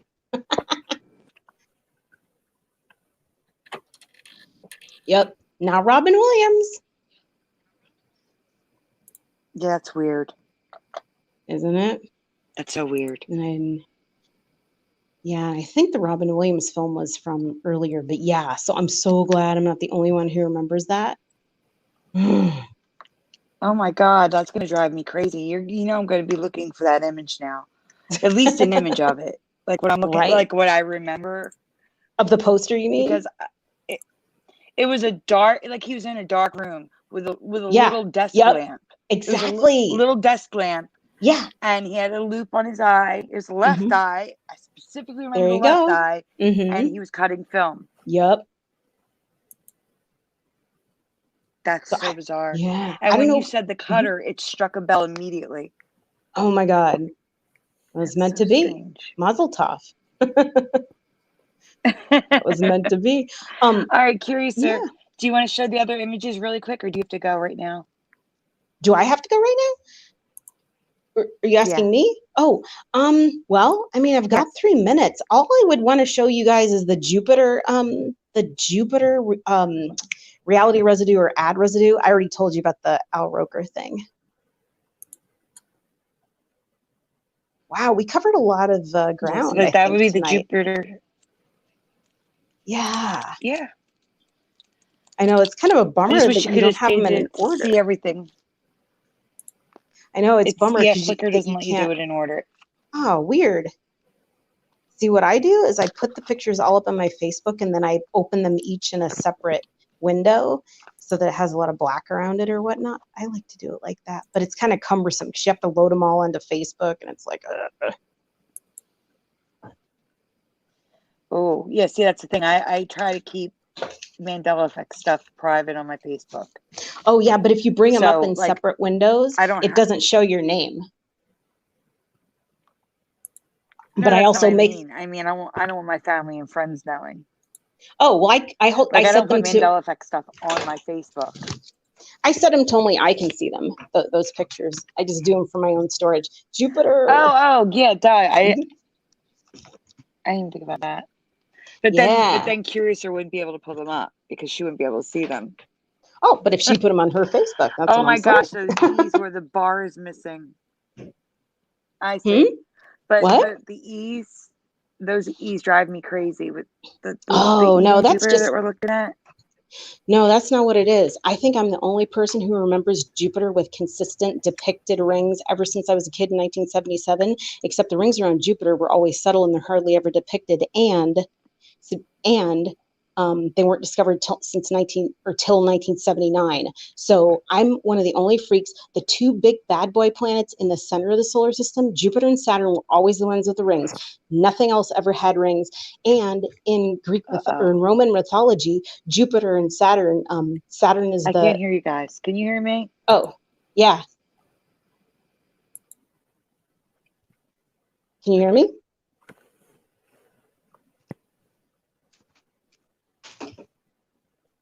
Can you hear me?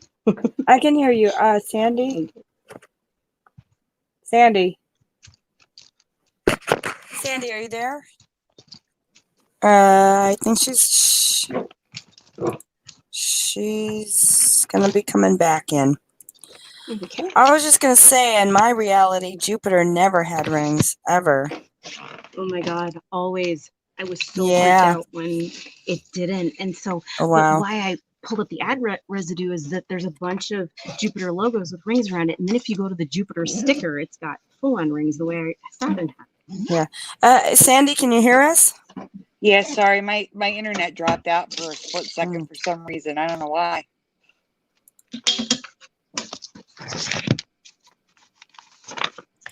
And see, I what I was saying when I dropped out was, for me, Jupiter never had rings. And me neither. Agreed. Yeah. Nope. See, there's a sticker. It says a Jupiter sticker. In my reality, Saturn was the only planet that had rings. It's so crazy because I looked at the solar system. I looked at the solar system, and when I saw only one planet in the center was consistently depicted with rings, it looked so wrong to me. And I remember too that my teacher, my second grade teacher, put the whole solar system up on the dappled glass above the classroom, and I would always look at the 2 planets with rings. And then it was weird because it was 1977, right? And the rings, subtle rings, weren't discovered until 1979. And that was the same year that, I don't know if one has to do with the other, but that was the same year that two men in suits came to the school to talk to my teacher about me and this other kid. Because I guess we had done really well on the standardized test, but I don't know why two men in suits had to come and why they had to physically be there to talk to my teacher. And I don't remember anything ever coming of it, unless my memory's just been wiped. And then they wanted to see me out in the hall, but I barely remember that. So it's just a weird thing that also happened in second grade. That is odd. Yeah. That sounds like a Men in Black thing. I know. Yeah, it does. But they were like more like dark suited used car salesmen with the tassels on the loafers. Really not that intimidating. One of them kind of looked like Porky Pig from what I remember. You've never seen a Porky Interesting. Pig. You've never seen a Porky Pig looking Men in Black. I'm like blown away right now that Jupiter has rings. I know, Right? me too.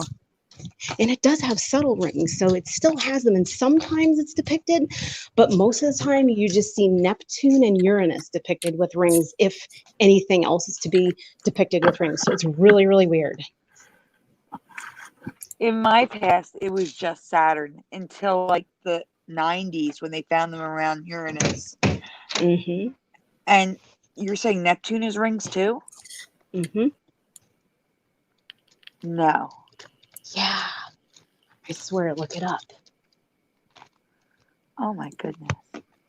See, I made a solar system in the 4th grade out of styrofoam balls, wire from like hangers, and a styrofoam cone. So it was a cone, and then a wire with the big ball for the sun, and then my mom and my dad with pliers made it so they would spin. The wires for the other planets would spin around the sun. Cool. And I painted them, and the only one I put rings on was Saturn. So weird. And when were you in second grade? 4th grade. It was Fourth grade. It's okay. Let me do math. 1984, 85. Interesting. That's way cool. Oh boy. Well, I think we covered a lot of ground tonight. We did. Yeah. I mean, if you guys, Oh wait, do we have enough time to show your video really quick? We can. I'm just gonna have to put you guys on mute for 2 seconds and then come back. Is that okay? If you want to talk amongst yourselves, as they say, talk amongst yourselves. I'll be right back. We'll bring the video up so it's ready to go when you come back. How's that? Awesome. I'll be right back. Okay. Curious, sir, can you pull up the video about the one I sent you that says Cindy Brady? All right. That's the one she wanted to show because it's her interview from the other night or last night.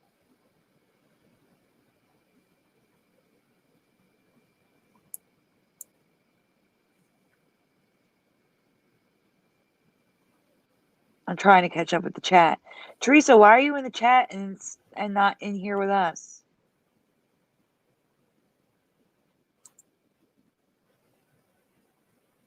While you're doing that and while she's on mute. Well, oh, okay. And let me see.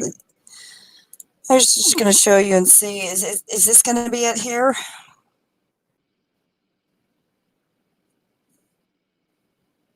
Yes, it is. That's Cindy Brady right there. Okay. From the Brady Bunch, guys. All right. While we're waiting for her to come back, I am going to say hello to people in the chat. So if you want me to say hi. Hello, Theresa. Yeah, hello, Theresa. Get in here.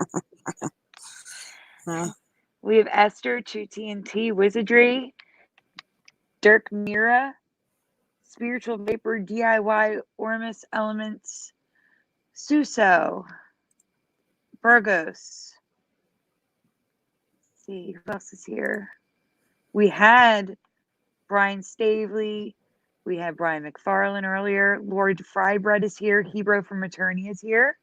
Gannibal, Intrepid, John Q. Did I say Burgos? Well, if I didn't, Burgos. JW is here. Let's see. Did I miss anybody? Kevin T was here. I don't know if they're still here or not. Rich Vasanik was here. Let me see what's happening at the bottom of the chat. Let's see. Rich Vasanik is still here.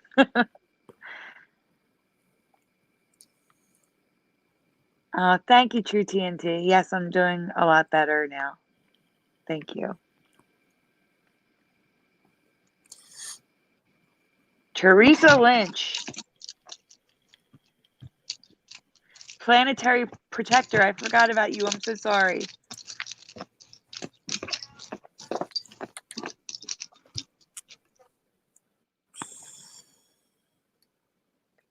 Theresa, why are you in the chat and not in the stream?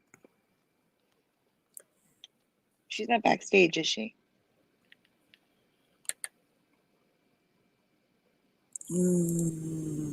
No.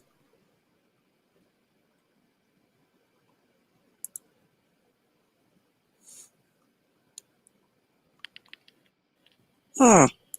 All right, I'm back. Have a good night, Okay. Suzo, and welcome back, Jen. She Thank is you. the movie. She has the video queued up and ready to go. Cool. Yeah. I'm Can I? gonna- Go ahead. Sorry. Yeah, you explain. Yes. Yeah. So this is last night. I always want to like. Oh, I'm hearing myself. Yeah, you're echoing. Let me move. I moved to a different part of the building. Okay, let me check.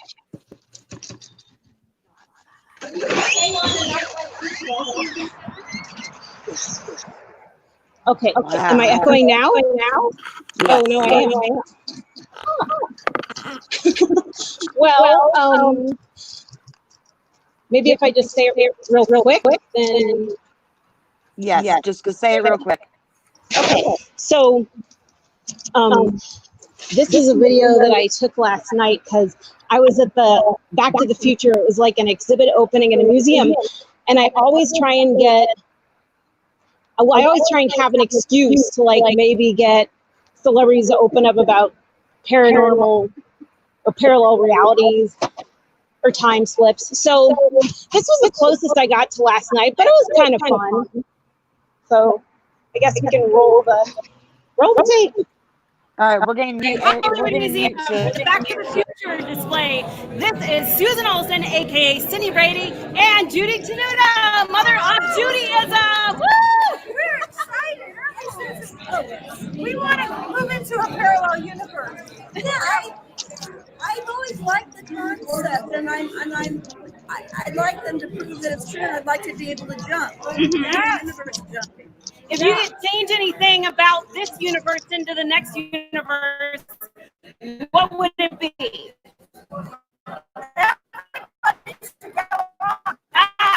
There you go. Like your makeup and color coordination. You guys, she always has the best color coordinated makeup. Oh, wow. Well, you also have your radio show. I love doing like we always get at the same time. We're like, oh my god! But you're so awesome because you also don't care. You're like, oh my god, I love it! I want to try it. There you go. Hey, it's your daily bread, right? Susan, you have radio. How about that? Sunday Night Live on Sunday night on ABC, 7:90 a.m. at 9 o'clock. Cool. I go host my show. Yes, I met him at the Rip Taylor Memorial, which I was sorry. Yeah,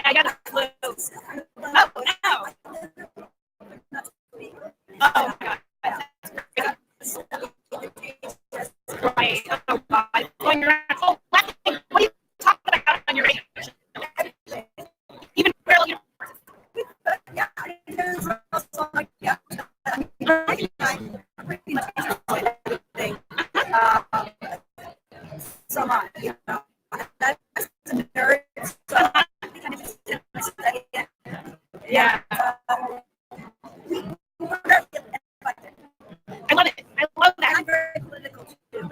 Oh. See, I am on the appropriate side, but yeah, I know what you mean. But then you still have like the argument. But if you come from a place like what are your commonalities? You know, yeah. To me, it's like there really was a difference. Right. I'm not right. I'm libertarian. Okay, right. Okay. I'm really small, but not so small with my body. See, right, exactly. See, here's my thing. The reason I think about big government is because big business. And when you reject big government, you get big business. But the reason you hate big government is because big business is corrupted. And that's kind of my stand. We blame capitalism. I blame that we allow big business to buy out. Exactly. That's the problem. Obviously, yeah.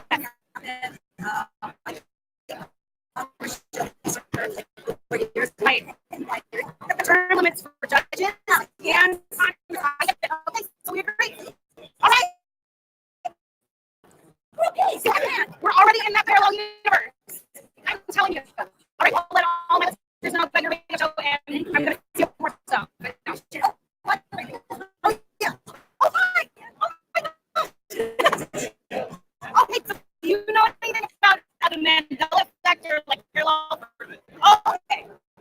So now that's what I do podcasts on sometimes. Like, yeah.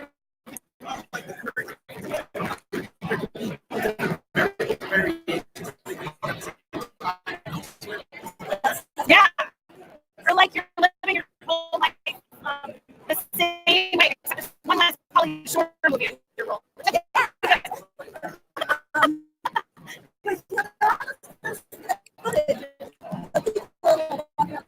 Yes. That's weird.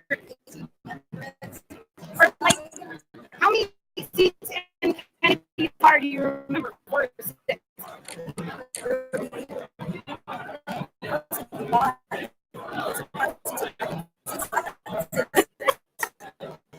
Well, see, so many people remember 4 seats because Kennedy's bodyguard should be sat right in front of him. Governor Connolly, so that makes sense. Yeah.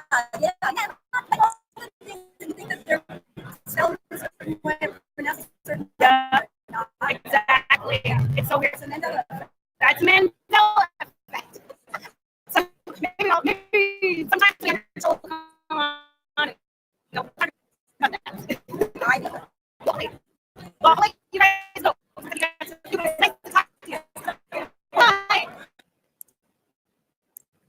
All right, that was great. Hello?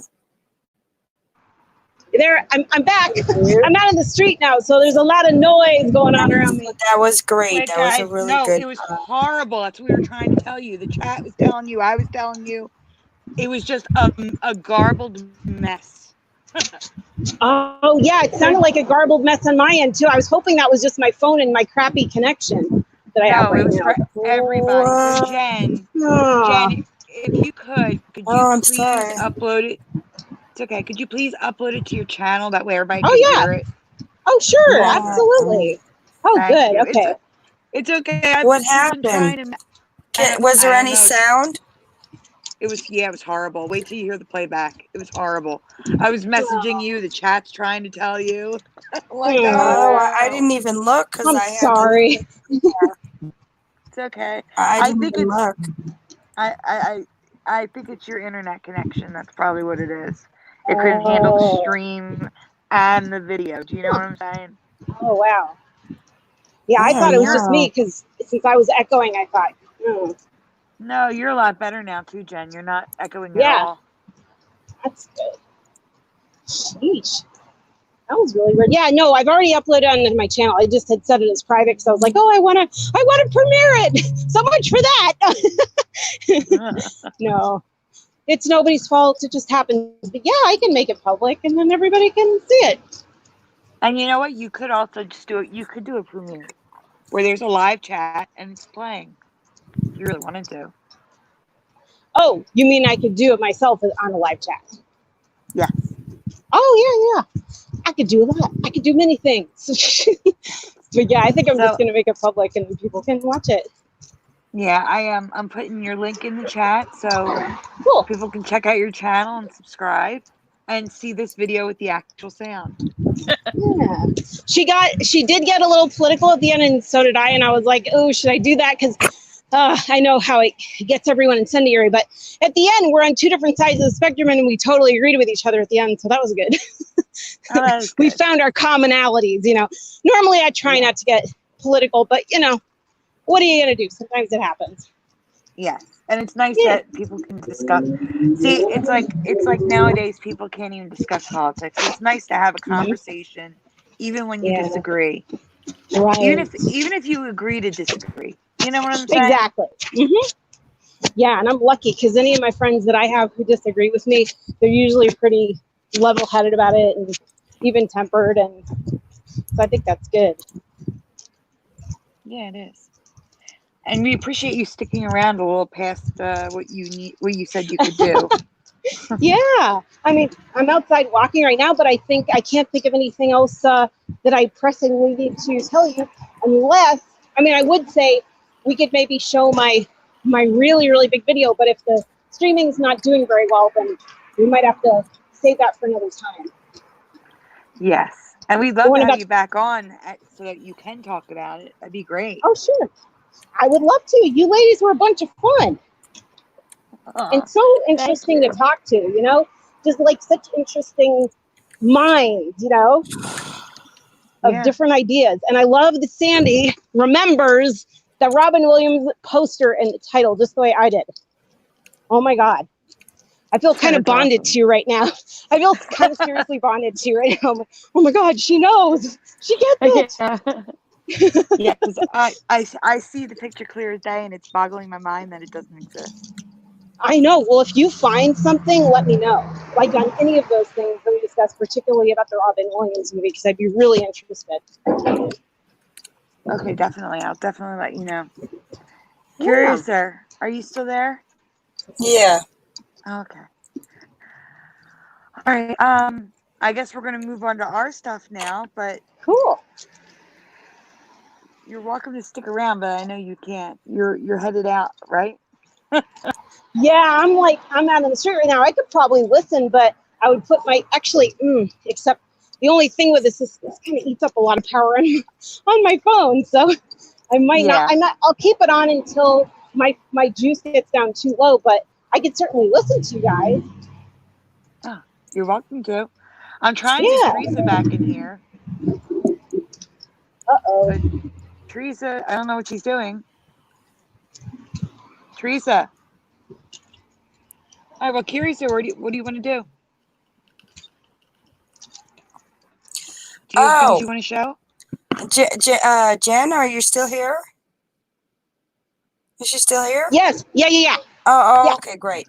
I was just gonna say, if you're gonna be leaving, just are you gonna be leaving soon or staying or? I could probably stick around for another half an hour. Okay, do you whatever you want. You're welcome. Yeah. I'm sure. It sounds great. Okay. What, Sandy? Yes. What should we do? Just get into some effects? Yeah, sure. All right. mean, I have stuff in LGS 9 dash. There's stuff in there, and then I don't know if you have anything to show as well. All right. Okay. Actually, do you want to start with the mailbox? The stuff our viewers sent? Hold on.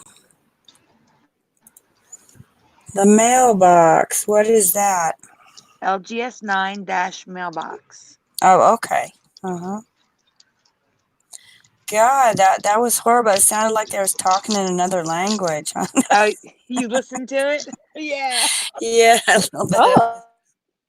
Oh. Oh, I don't know. This is all I got, guys. I invested in this little it's a mini laptop. It's real cute, and it really just it only goes so far, you know. Yeah. So I guess I should have tested that. Okay, mailbox. All right then. And they're probably going to be all jumbled. Okay, just So let me know sorry which they're all picture. jumbled. Which picture? Well, we're just going to go one at a time. You All can right. just go one at a time. Like, these were images sent to me by the viewers. What in the heck is that? I can't see it yet. You're not presented. Oh, I'm not. Oh, I'm sorry. No, it's okay. Oh, jeez. All right, I'm awake now. Okay.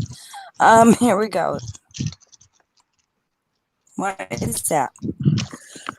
Okay, so this is sent to us by Loyalty Makes You Family, who I have not seen here tonight. So hopefully she gets a replay of this. But this is from Google Earth.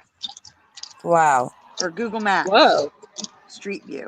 One of the, well, I think it's Google Maps Street View. And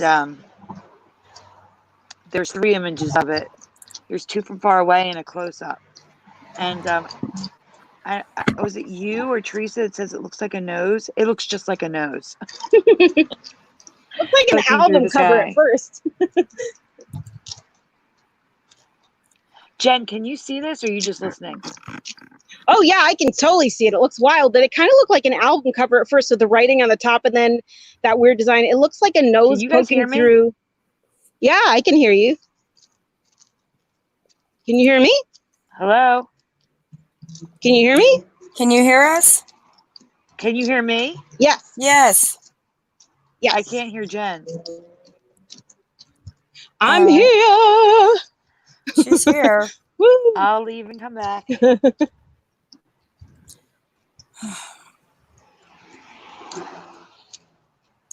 Well, that's really interesting. Yeah, there's some wild stuff to see on Google Earth. I know. I think Sandy. Well, hold on one sec. Let me get Sandy. Sandy was saying that this could be a portal, which that's what it looks like. Totally. It looks like a nose poking through time space, the fabric of time space. Oh, well. God had to blow his nose. He's blowing his nose on a handkerchief that is the sky. Okay. Yeah. There you go. That's what it could mean. Okay. Where are you, Sandy?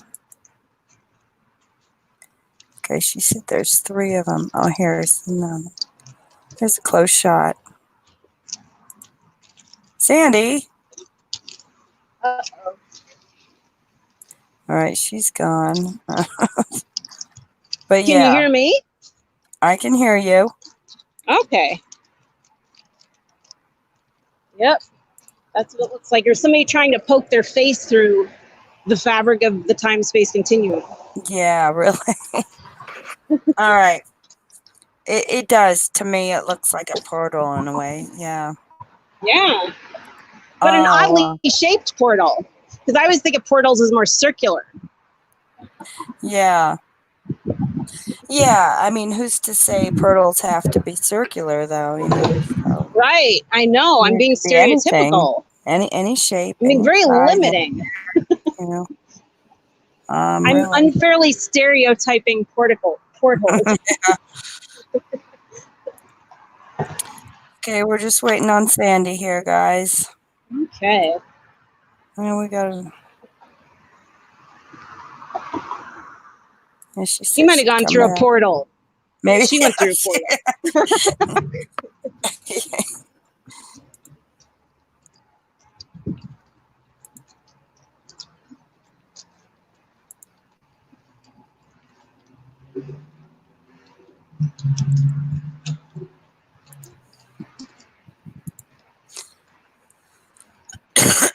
maybe it appears and disappears. You ever think that portals could do that, you know? Yeah, Maybe they appear and that's true. disappear, you know? Or maybe Brief, they're always there, but then. moments. Yeah. Well, the sky looks There weird. we It go. almost looks like a tornado sky. Mm-hmm. Yeah. It's kind of I got can that hear you both delicious now. soupy color. Good. Yes. All right. So, did you show any of the other ones, or just Loyalty Makes You Family's images? Just the portal image. Okay. Okay. So the next one would be from Jose Martinez. Oh no, you're not. Now you're showing Burgos's. Okay. I thought you were going to go in order. Here, I'll go in order. There we go. Jose Martinez. So Jose Martinez remembers the Google logo like this, and Right. I just saw this one. I don't know if I know Google had multiple logos. I don't know if that was ever a Google logo or not. So I have to look into that. Right. Yeah, they must have a lot of different ways, but yeah, that I remember it's a smaller G too. A smaller case letter G. So, Yes, yeah. actually, according to this, wow. Guys, let me ask you something. Have you ever heard of back rub?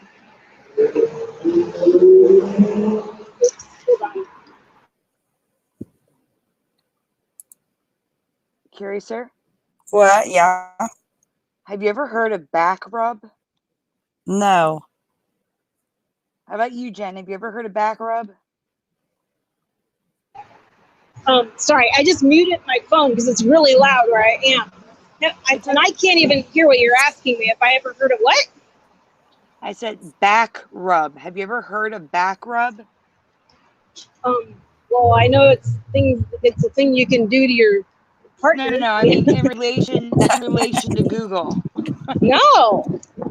Anyone in the Yeah. chat? Because Back apparently, according to Logopedia, Google was called back rub from 1995 to 1997. What? What? Yeah, I'm gonna send a screenshot to you. Oh my God. Sir. I've never Alright. heard of it in my life, and no, Google has never had a lowercase. So this is definitely residue of what Jose Martinez remembers. I remember Life There you Matrix go. talking about that. When Life Matrix had his channel, he was always going on about how it was always lowercase. It sounds familiar. Like, it sounds familiar to me. Well, that does, but this one, I do not resonate with this one. He remembers YouTube with just a letter U. Oh. Wow. It is more slang. It is more slang, though. Like, more internet slang. Yes. But back rub, no. That's weird. But you know what confuses me about Logopedia? I can never, like, just type in the address. I have to Google Logopedia for it to take me there, and I've never understood why. It's because it's fandom.com. Oh, it's under fandom.com. Okay. Yeah, it's under Logopedia is like a page within fandom. It's really weird. Okay. Oh, Okay, this one I do remember. Yeah. I remember it the same, like, yeah, with the green and the flower thing, whatever it's supposed to be in the middle. See, now I don't ever remember green. That's interesting.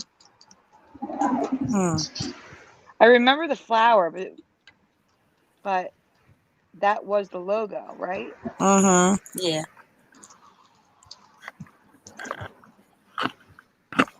Oh no, the flower was never in the middle now. Oh wow. Yeah, I remember it in the middle. No, the only flower they've ever had was 2008 to present after the word Walmart. Huh.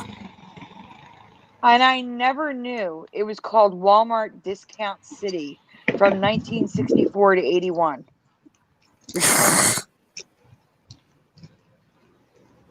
I didn't know there was a Walmart in the 60s.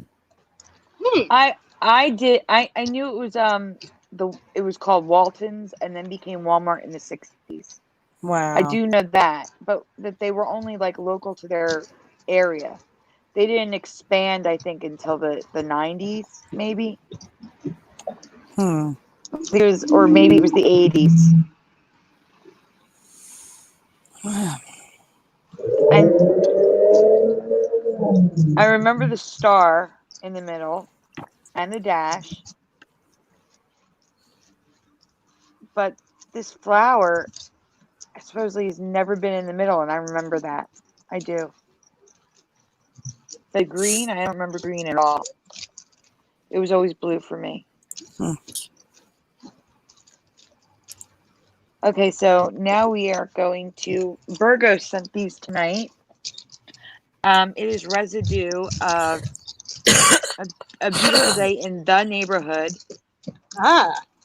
And this is, I think it's like like tie or clothing set. Correct, Virgos. What exactly are we looking at? What kind of box set is this?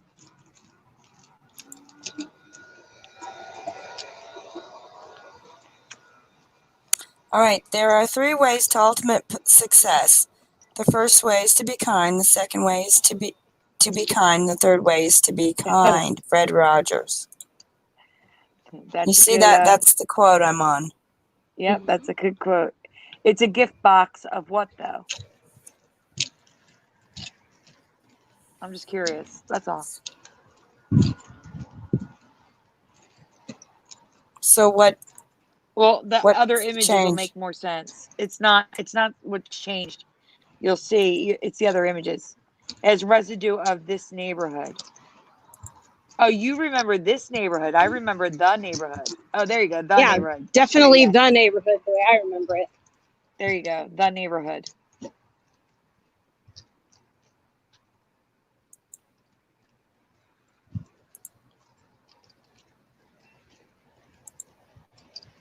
John Beekman, 1802, as we celebrate the spirit of Mr. Rogers. In the neighborhood. Okay, yeah. Right, a beautiful even day just in the the neighborhood. movie title. Oh, sorry. Well, that's good residue there, huh? Oops. That is. Yeah. Great. So the gift box has the neighborhood. Yeah. That's awesome. Wow. And I think that's the end of our mailbag for tonight. Thank you, Virgos. Yeah, thank you. That was great.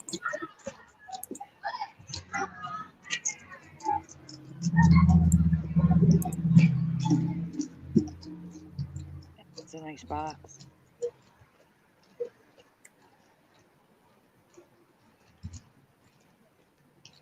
Jamie is real says their Walmart is Walmart Flower Super Center.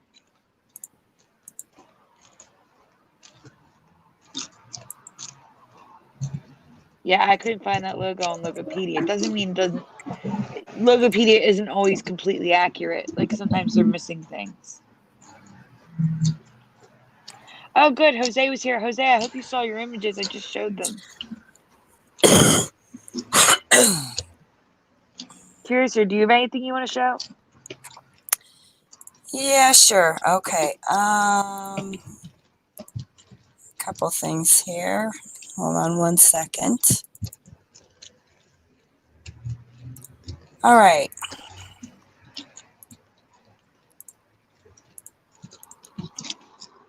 First of all, am I the only one that remembers Duracell with 1 L? That's the chat. I remember it with 1 L, just one. Oh, it looks wrong with two. Oh no, it was always a 2L one for me. Get it? A 2L one for me. I don't know why it would have 1 L, but that's how I remember it.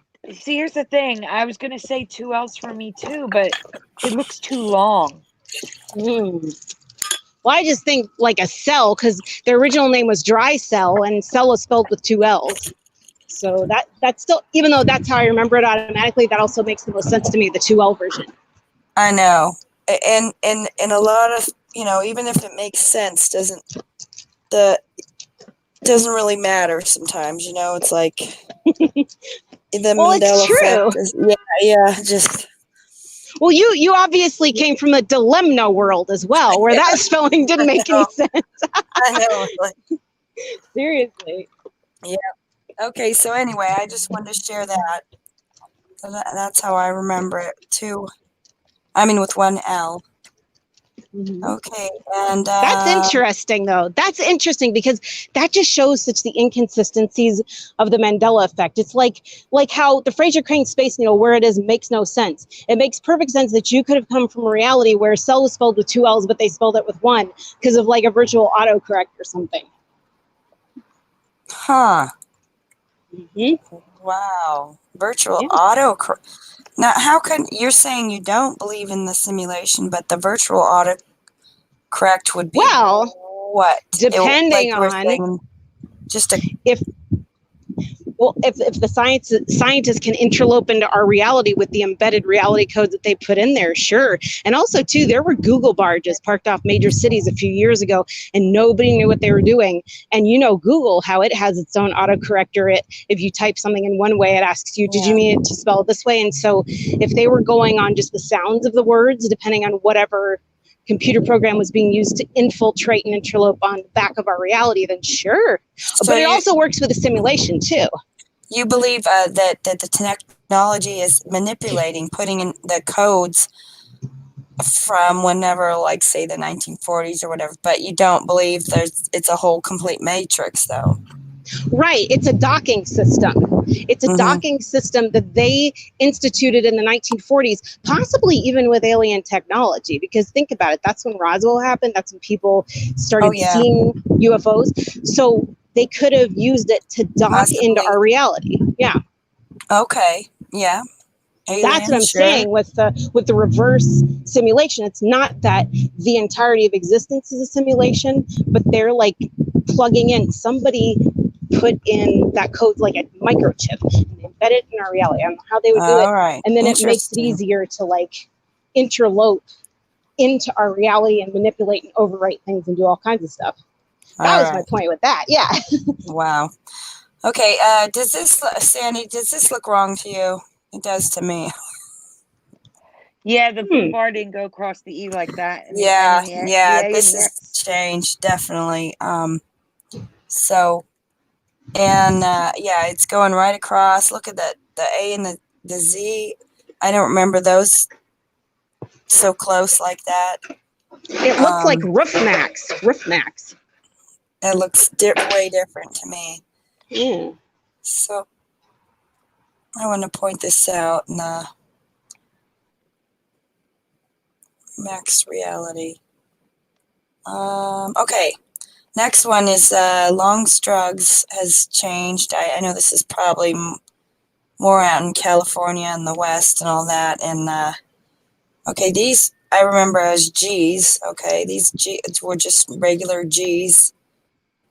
Longs, drugs, and now they look like Q's, kind of. And so this is cut right here. This is all wrong. It looks different and strange looking, and it's definitely different. And they never put apostrophes on things. Oh, it drives me crazy. Oh, I know. And this may be an old one, but do you guys agree there was another L in this? Because Phillips, this is bothering me. I just wanted to get some people's opinions on this. What? 100%. Yeah, another L. Phillips. I do remember. That looks wrong. Yeah.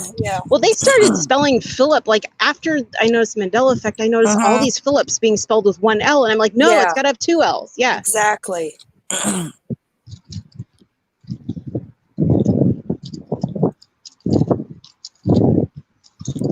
So that's. Oh, and I wanted to share something I got on the group.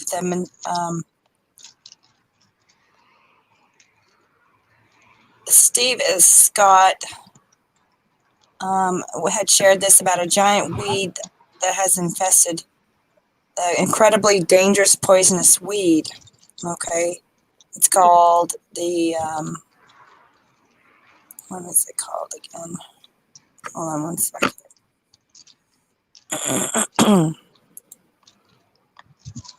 Hogweed. It's called hogweed, and it's like Oh yes, we covered this incredibly before. it's incredibly poisonous. It's in my backyard at my mom's house. I was gonna say it's Pennsylvania is one of the areas that it's in. It's, in New Jersey, but yeah. I thought of you. Yeah, over in that area. Hog weed. Apparently, if you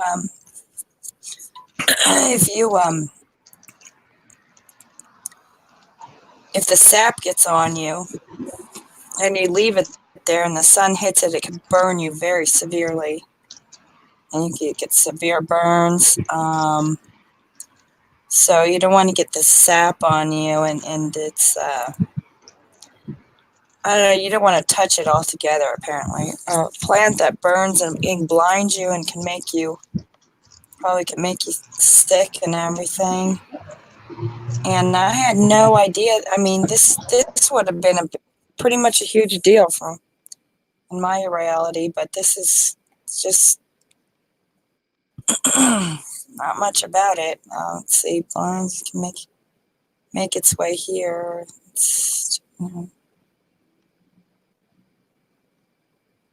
Can cause blindness. It's very serious. It's a very serious thing, and you'd want to stay away from that.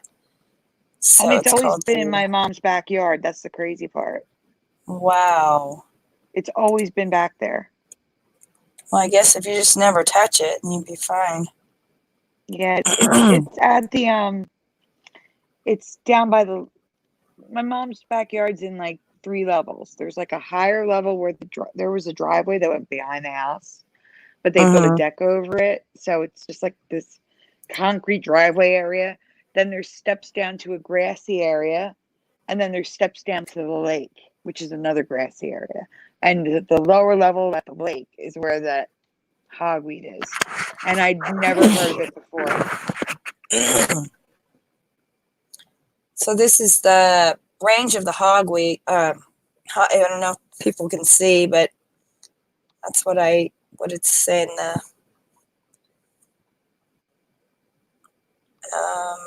Over east and some way north, east and north, Ohio, Pennsylvania, New Jersey, Florida, all along there, Vermont, and all that. And but anyway, I thought I'd share this because I just don't think there's enough fuss going on about this at all. I've never heard of it. It's so dangerous. Yeah, never heard of it. I mean, the plant. When you think of poisonous plants, you just don't think like that, especially weeds, and so you don't think it's gonna hurt that much. I mean, there's berries and stuff that'll maybe even kill you, but it's just something like this is different because you can't touch it or anything, and it's just not heard of. So yeah, this is crazy to me. Totally.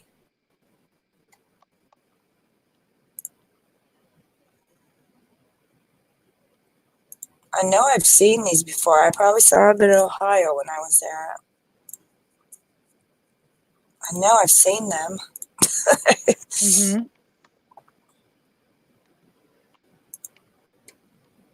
Yeah.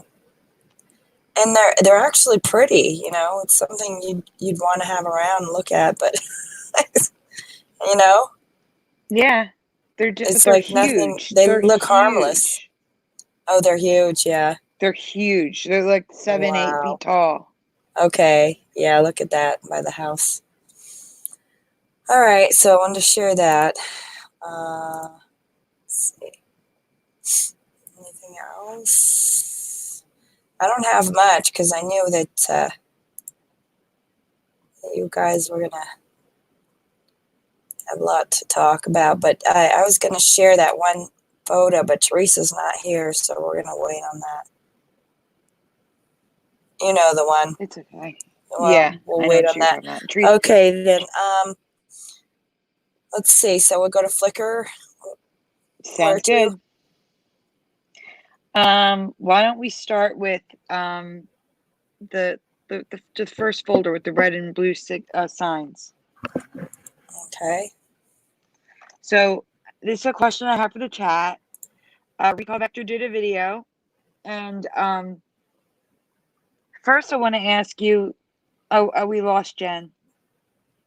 Thanks for coming, Jen. There she is.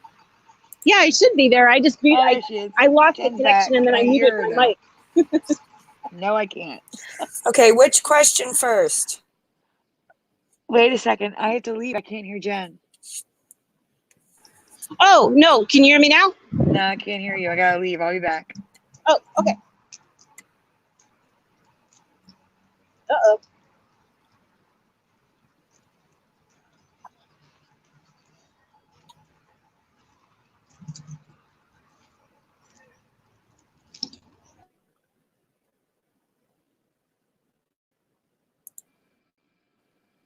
Jen, talk.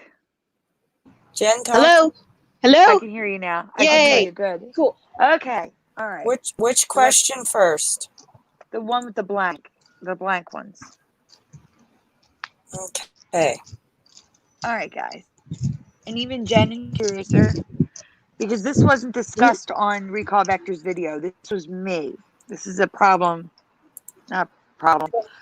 A thing with me. I was having multiple memories going on when I was watching his video. So the question is, which shape, without you looking on the internet, guys, which shape do you remember the U.S. interstate signs looking like? Ooh. And I'm sorry for my wonky sketches. Number one. Best I could. You remember number one? In the Yes. chat, guys, anybody, what do you remember? I have a dual memory. It doesn't matter the state. It's a U.S. interstate. All of them look the same. Jose Martinez says one. What about you, Curiouser? One and kind of three, but mostly one. Okay. That's the thing. I'm waiting for the chat, the answer, though. We got Burgos says one. Esther says, I want to say one, but three looks familiar. Burgos says, and three. This is funny because here's the thing. Dakes 1973D says one. It is currently one. Loyalty Makes You Family says two. And Loyalty Makes You Family, if you want to rewind, we showed your images. Rich Vasanic says one. I kind of remember three, and here's why. It's the shape of the shield, like the eagle on the shield that's missing the stars. I always associated the sign with the shield, and that is the shape of number three. Do you understand, guys? The U.S. shield. Oh, okay. Yeah. But it is number one. But I also remember. But the fancy shield. But here's the thing, guys. It doesn't look like number one. And that was Recall Vector's video. Oh. So we have to go to a second question, and then I'll show you what the sign actually looks like. Oh, wow. Okay. So go to the second question, please. So do you remember Interstate 95? It doesn't have to be the number, 95, just the number. Or do you remember I-95? Like those both look 95. right to me. I think I-95 looks more right to me. Guys, one or two in the chat. No, don't focus on I-95. I just picked that because that's a Pennsylvania interstate. I'm just focusing on the number alone or I-. Oh, well then they both look right to me. I'm going to go with the first. I'm going to go with the first one. All right, so you're a one. Dakes 1973D said one. Jose Martinez says 2. Virgo says 2. Esther says 1. Okay, so currently it is number 1. It's never been number 2. Huh. Okay, so can you please show the shields first? The eagles that are in the folder. They should be next, like the next images. It looks like they're the next ones. You can just hit the next arrow.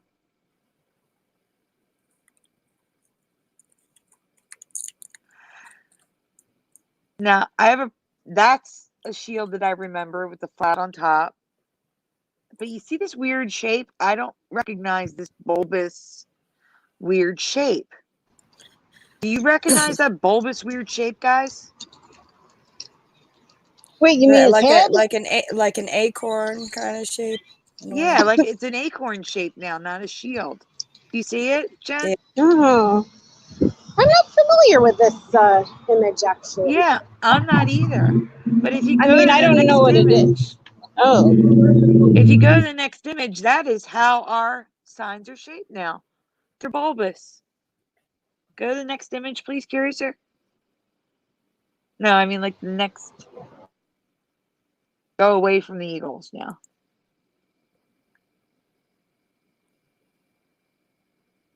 Nope. Next. That's the shield I remember, the flat top that I drew. Okay, so this bulbous round with a teeny tiny crown on top is how it is now. I remembered the 1 and the 3. I don't remember this roundish, bulbish, acorn-shaped sign. Yeah. Does anybody remember the sign looking like this? Because it's always looked like this, guys. Yeah, it's too Always. rounded. How about you, Jen? I don't think I have a dog in the race. I don't know. They look okay. I guess they look a little rounder than normal, though. You're right about that. Yeah, it's Virgo says it's too smooth. Yeah, it just looks wrong. And the eye has never existed. Like I said, it's just 95 in Pennsylvania. And I had a duel where I didn't remember the state. It turns out it can be both. There are some without the state written on it and some with the state written on it. So that's not a Mandela. So depending on where they did the road, whether or not it's got the state.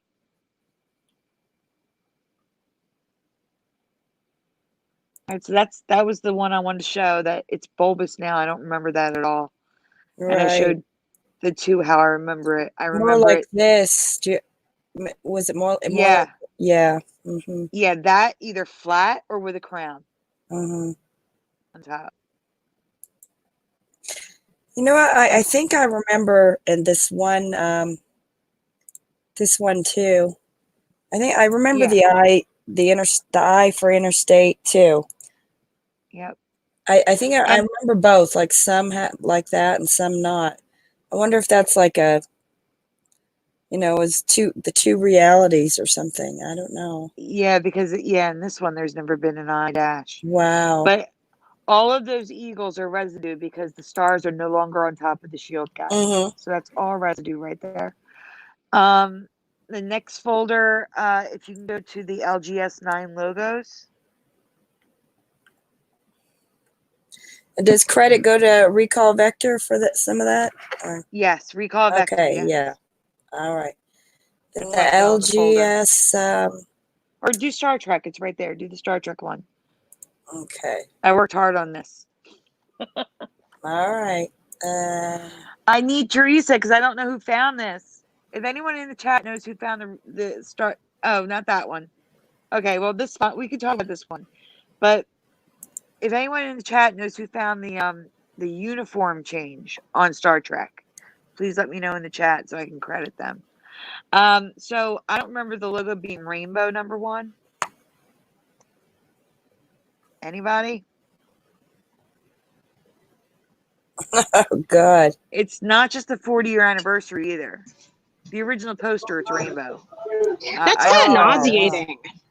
Yeah. That's kind of nauseating. Like the lower part with just the green and the red, and then it turns kind of black, like just all the magic markers in the box just came together. That's not right. No, that doesn't look right at Hurts all. my eyes. It does. And I want to point out that the S and the T are separate letters here, because as we go further in the folder, you're going to see that they're no longer separate. All right. But there's a specific Star Trek logo I want to talk about that had a major change for me. So I don't know this logo at all, but this is newish Star Trek Discovery. This may not be a Mandela. This may just be how they designed it because it's Wow. new. But it just looks weird to me. It does. I just include because the R's are like weird shaped. They're really bothering me. But so this is the current logo for Star Trek: The Next Generation. I don't remember the A like that. I don't remember broken like that. The K looks ridiculous. Yeah. It just looks wrong. It just looks wrong, and we did cover this before. It's just I am including all the logos because they vary so much, yet all look wrong. Yeah. But when you get to the one that has changed recently for me, I'll point it out. Don't tell me that's the one. Can you zoom in? Yeah, that's the one. So does anybody notice anything differently with this logo? The Star Trek V, the movie, The Final Frontier. Because for me, there were never feet on the R and the K. Do you see that? The little feet sticking off?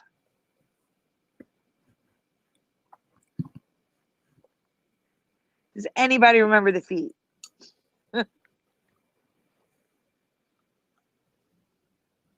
Can anybody hear me? Hello? Hi. Jen, No, I don't Curious remember here? that. Yeah, the feet No, are brand new. and the S and T are merged. And the A and the R. Wow. Yeah. Yeah. That looks wrong. Yeah, I couldn't believe it when I saw that. That was brand new for me. So that was the whole reason why this folder of images even exists. Is because I found this. Right. And it made me look at all the other logos again. Look at So the I'm like, E and the K look like they're going to merge. yeah. The E looks like Old English to me. It just looks, this whole logo is messed up. Right.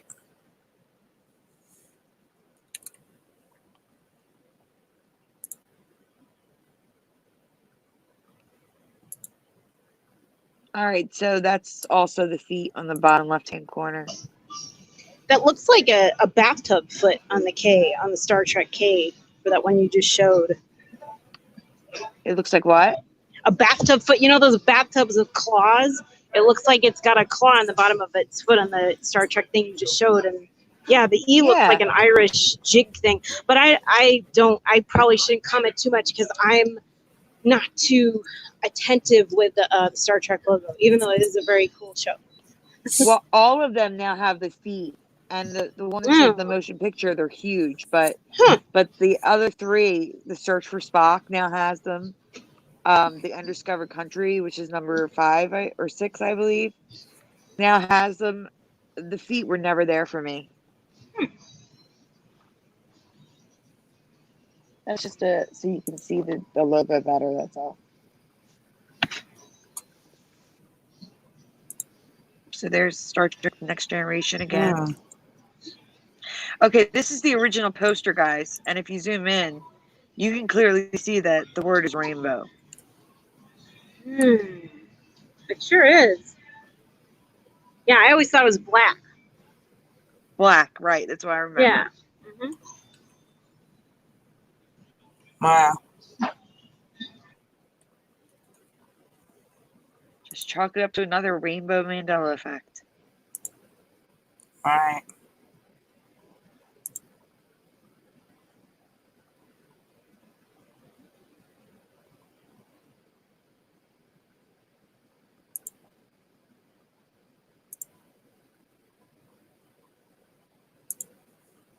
There you go. It's the feet I was showing you.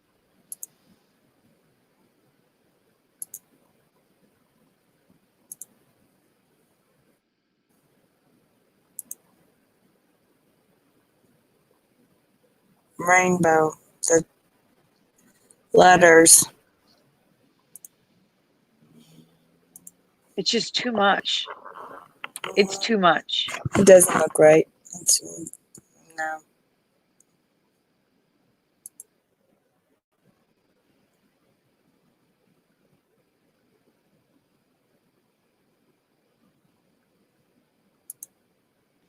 Okay, so that's the animated series, and that I didn't realize that was in there. That shouldn't be. Great. That was a spoiler. Get off that image, please. All right. I'll look at the Deep Space the Nine A is just merged. overlap in the T. Mm-hmm. Tar.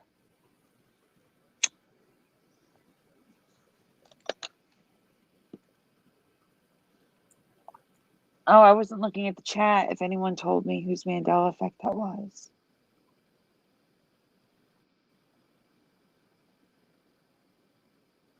Does anybody know who just recently did a video on the Star Trek costume change?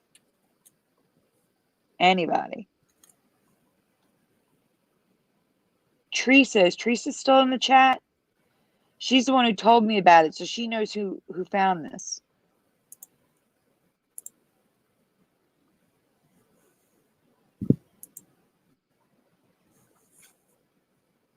If you answered, I don't see it. Oh, it's Recall Vector with the costume change. Thank you very much, Intrepid. Okay, so this is another Recall Vector. So if you can go to the other Star Trek folder, please. Thanks, guys. I appreciate it. So this one comes straight from Recall Vector. But I don't know if this is what Recall Vector remembers. This is what I remember.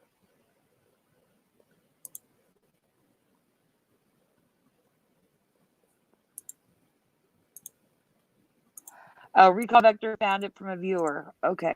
Well, thank you to the viewer of Recall Vector. All right, go to the graphic, please. All right, guys, what do you remember? Because I also added in a badge. Which collar and badge do you remember? Do you remember a plain silvery badge, or do you remember a gold badge with something drawn in it? And do you remember a regular V-neck, or do you remember a black V-neck?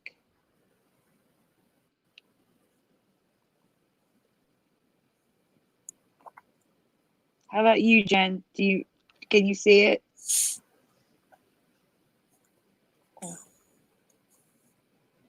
I don't know if Jen can hear us. Maybe she's in the loud area. How about you, Curiouser? Oh wait, Top. I'm back. Top one Okay. for me. Yeah, the top one. Definitely. The bottom one's too busy. Too busy. I don't know. Can you hear me, guys? Yes. Oh, okay, cool. Yeah, bottom one's too busy. Sorry about that. I'm trying to get some shopping done, and I'm putting you guys on mute. Okay. Okay. Okay, so the people in the chat are remembering things I didn't draw. They're like black, but not as thick. Jose Martinez says top, I think. Guys, just say top or bottom if one of these resonate with you. Because they're all V-necks. Well, let's see, Mixie Family remembers a black V-neck, but a silver emblem. Rich Hasanic, no black neck, top photo. Good night, Intrepid. Thanks for being here. Esther's not sure about the shirt, but a solid symbol. Virgo's top. Jose Martinez top. Esther says top and bottom. Okay, well, it is currently the bottom, and the top I drew.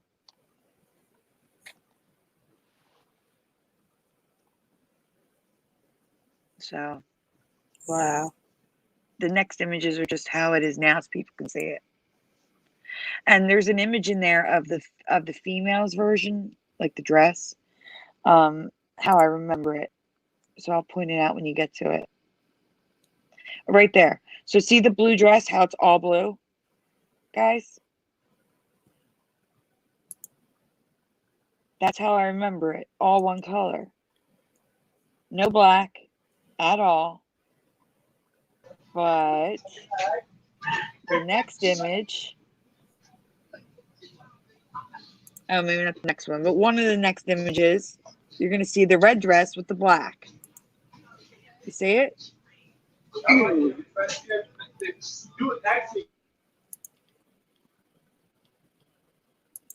I don't remember there ever being black. That is the only residue I could find was of the females' dresses. I kind of think I remember their collars round and not V-necked. They might be right. Here's the thing. I found costumes in both styles. So I think it's V-necks and round shirts. But I don't ever remember the black. Oh, okay. No, I don't either. And there's also a deep V-neck that Shatner wore, apparently. And it has a very thin black V-neck in it. It looks so weird. I don't know. It's just weird to me. Yeah, those look really odd. Okay. All right. So the next folder would be the logos folder. Just it's LGS 9 logos. It's not just logos. There's other stuff in there too, I think. I think I just labeled it logos really quick.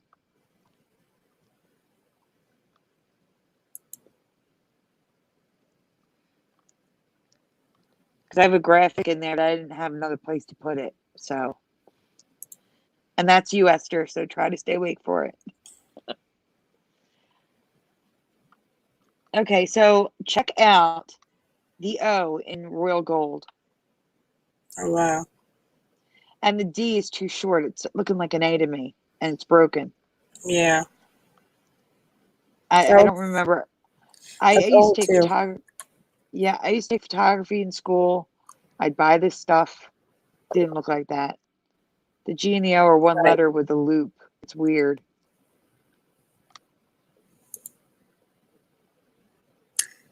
Wow.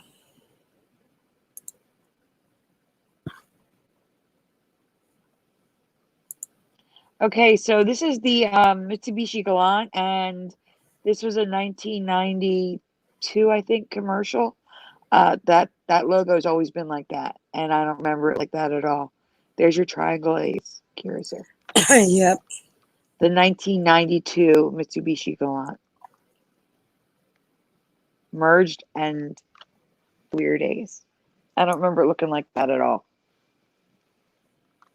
And my ex-husband's grandfather had a Galant.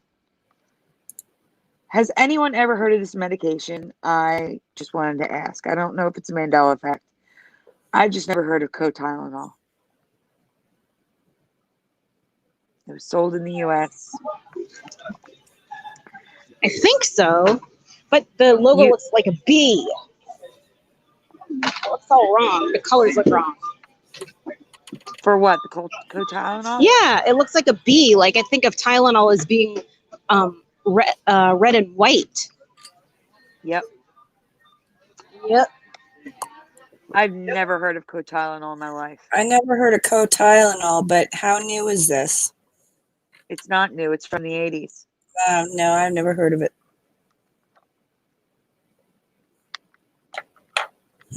Okay, just to go to the chat for a moment about the Galant. Not for early 90s. Nope. Esther Anders, never heard of it. Tylenol. Burgos, now we're just Tylenol. Burgos says never. Jose Martinez says never. Loyalty Makes You Family says never. Dakes 1973D says, I got my wife a Galant in 2003. It wasn't like that. Okay.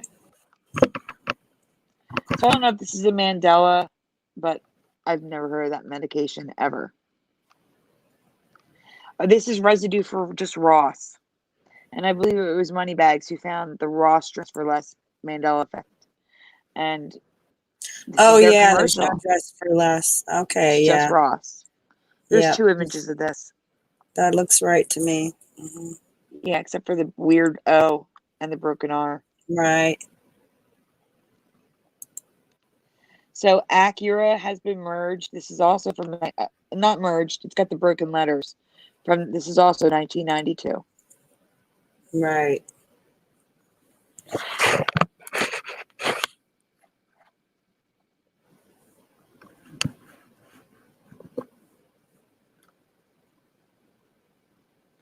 No, the co-Tylenol isn't short for Tylenol codeine.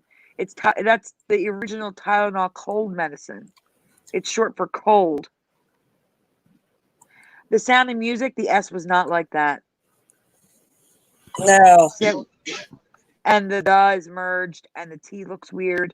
The font is completely off. I don't remember it like that at all. I watched this movie so many times. Me too. So many times. This is wrong. Yeah. It is. The M and right in the middle of the O. No way. It's weird. I know, everything's touching. It's wrong. Okay, Theraflu. It's just merged. This is a 90s commercial too. The R and the A is merged. Like, why would they just merge that and nothing else? It's just the R and the A.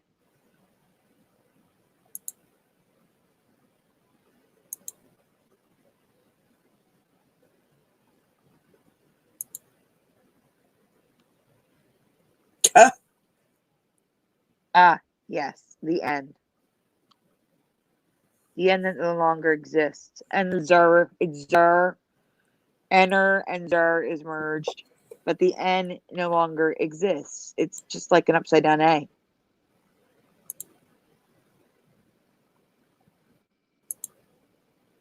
Fisher Price, the dash is now like going uphill.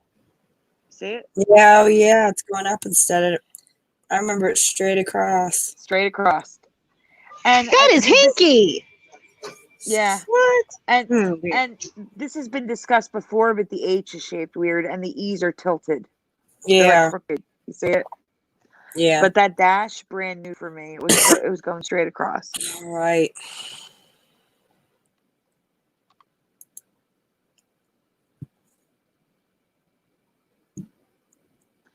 Okay, Avo, cold, and sinus is merged. I think we brought this up before, but this again was in 1992.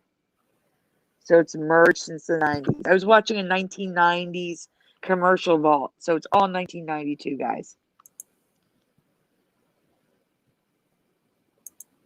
The A and the D and the V, it's all merged. And the L looks like a 1. Okay, so this is like a movie of the week. Look at all the dashes coming off. The E, the H, it's wrong. That it wasn't like that for me. All the letters are smooth. I mean, look at the week, the 2 E's. That just looks so weird.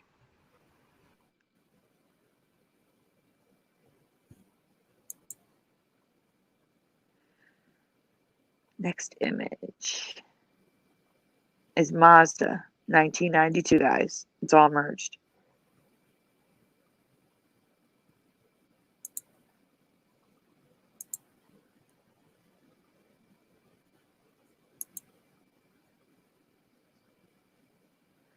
Okay, well, oh, that's the Prism logo. The Geo Prism no longer exists. It's again from the 90s, and it's all broken and merged. Look at the R, the little curvy R that's going into the eye. It's so weird.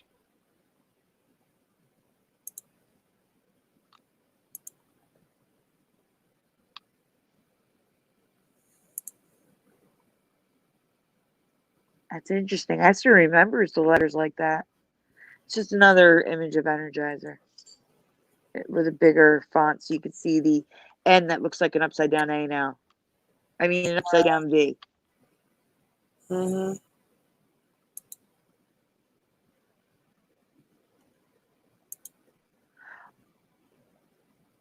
All right, so this is a screenshot of a Game Boy opening card for Dr. Mario, and MARI is all merged Wow. Yeah. from 1990. Wow. Do you see this, Jen? Yes, I do, but that doesn't look like anything I've ever seen before. Yeah, no. Letters were not merging But of when we were course, kids. I was never really that into the video games. Not that I disliked them, I just didn't play them that much. So I'm probably not the guy to ask. Yeah, I've never heard of merging letters before. I'd never seen them before the Mandela Effect. The Mounds letters look too far spaced away from each other. For me, I don't remember the M and the A being that big and lower Oh. below the line of the word. Like they're sinking down to match. See what I'm saying? Like I don't remember that A especially. But the M and the A are Oh yeah. bigger and below the line of the word. I don't remember that at all. And I agree, Esther, the U looks weird in Mounds.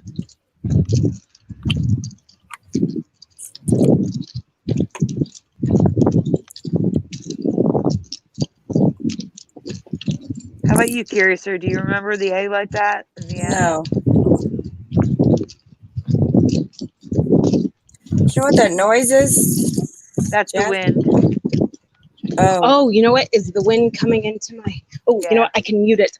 But before I do, no, I don't see anything Mendected in that. But I'm gonna mute it. Okay. That's all right. Okay.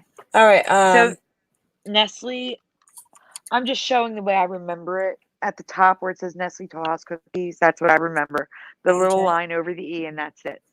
Uh-huh. And now the N goes all the way over to the T, and it has a line over the E. Mm-hmm. So I was just showing how I Wow. remember it. That's Yeah. all. Yeah, that is weird. Yeah.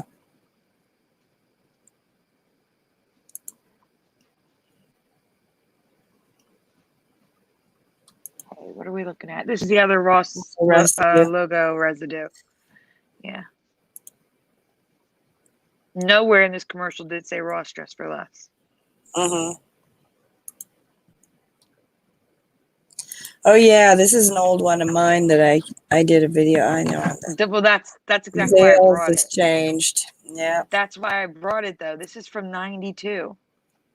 Going all the way back. No. Wow. Those stupid Wow. It's crazy.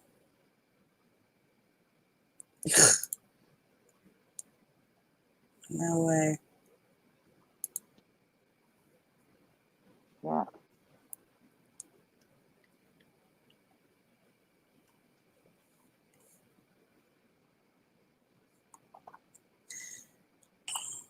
What color Okay, is this is the question. Yeah. Good. Guys, in the chat, this is Grimsby from The Little Mermaid. He was Prince Eric's right-hand man, is the butler, I think. I colored it in gray to cover it up. What color do you remember his ascot being? Can you please put it in the chat? I don't know why I didn't include an image of it now. So would you mind going when we're ready? Not now, but when we're done getting answers from the chat. Would you mind going to Google to pull it up? Okay, that's fine. Okay. And Jen, do you know this from The Little Mermaid? I don't. Oh, well, I saw it a really long time ago. Okay, Yeah, I don't got remember it. that. Anybody in the chat? Oh, and Esther Anders found this one.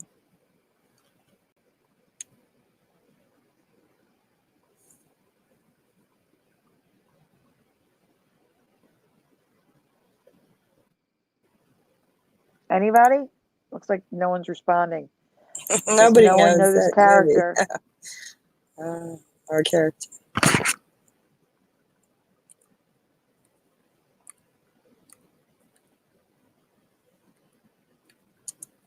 Esther said she won't say the color yet because she found it. I'm just gonna say that I remember either white or green.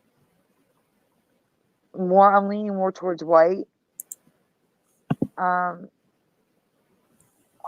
it's Puce now. I love that name, Puce. Yep. You actually have to put the Little Mermaid for it to come up. Oh yes, But it of is. course. It's like a purpley pink color. It's not like purple. Esther got red and green from different people. And I say green or white.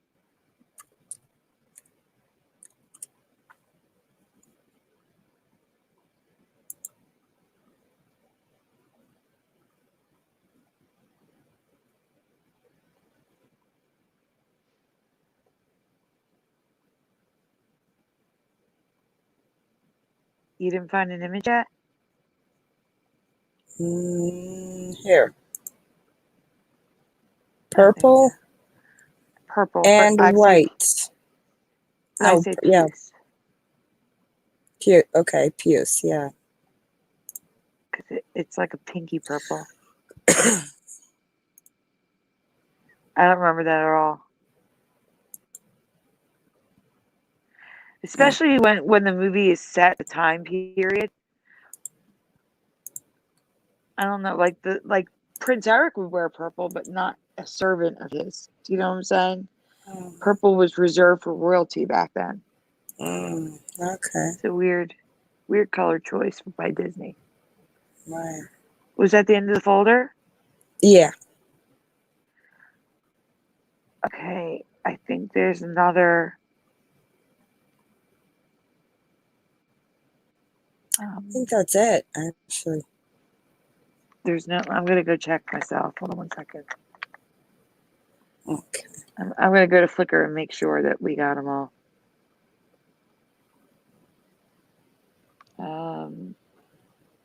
Yeah, you're right. That's it. Jen, is there anything else you want to say before we go? I think world peace. That'd be good. World peace. Yeah. There you go. But it's been a great night with you ladies. I really enjoyed it. And yeah. Good. Yeah. I'm glad you could stick around longer. That was so nice of you to make the time to stay. Yeah. And also, too, I did want to say one thing about what Curious said once. I remember Curious saying, especially the reason why these logo changes are so significant is that it's a lot of money for a company to do that, to just change a logo or change a name or whatnot. So that really struck with me. You said that once in one of your videos, and I was like, yeah. Yep. Yeah, they wouldn't go manipulate just a tiny bit and then pay all the expenses and yeah, I was gonna just say, not doesn't to make mention the sense. rebranding cost.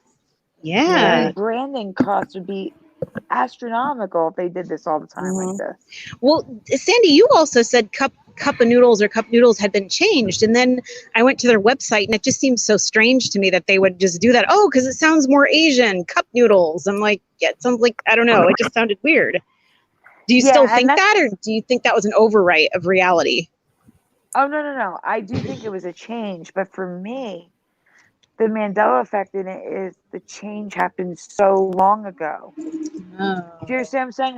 Like for me, it was like recently, a recent change. And apparently it was changed back in like 94 or something. Something ridiculous. Okay. So you're saying you think the change happened, but in your reality, it happened way later. Yes. Okay. Interesting. Yeah, that makes sense. That makes sense in and of itself. But yeah, that's still such a weird one for me, though. It is. Cup noodles makes no sense. I know. I don't care what their excuses. And by the way, we call them man excuses now. Yes, I love that. I love that. So great.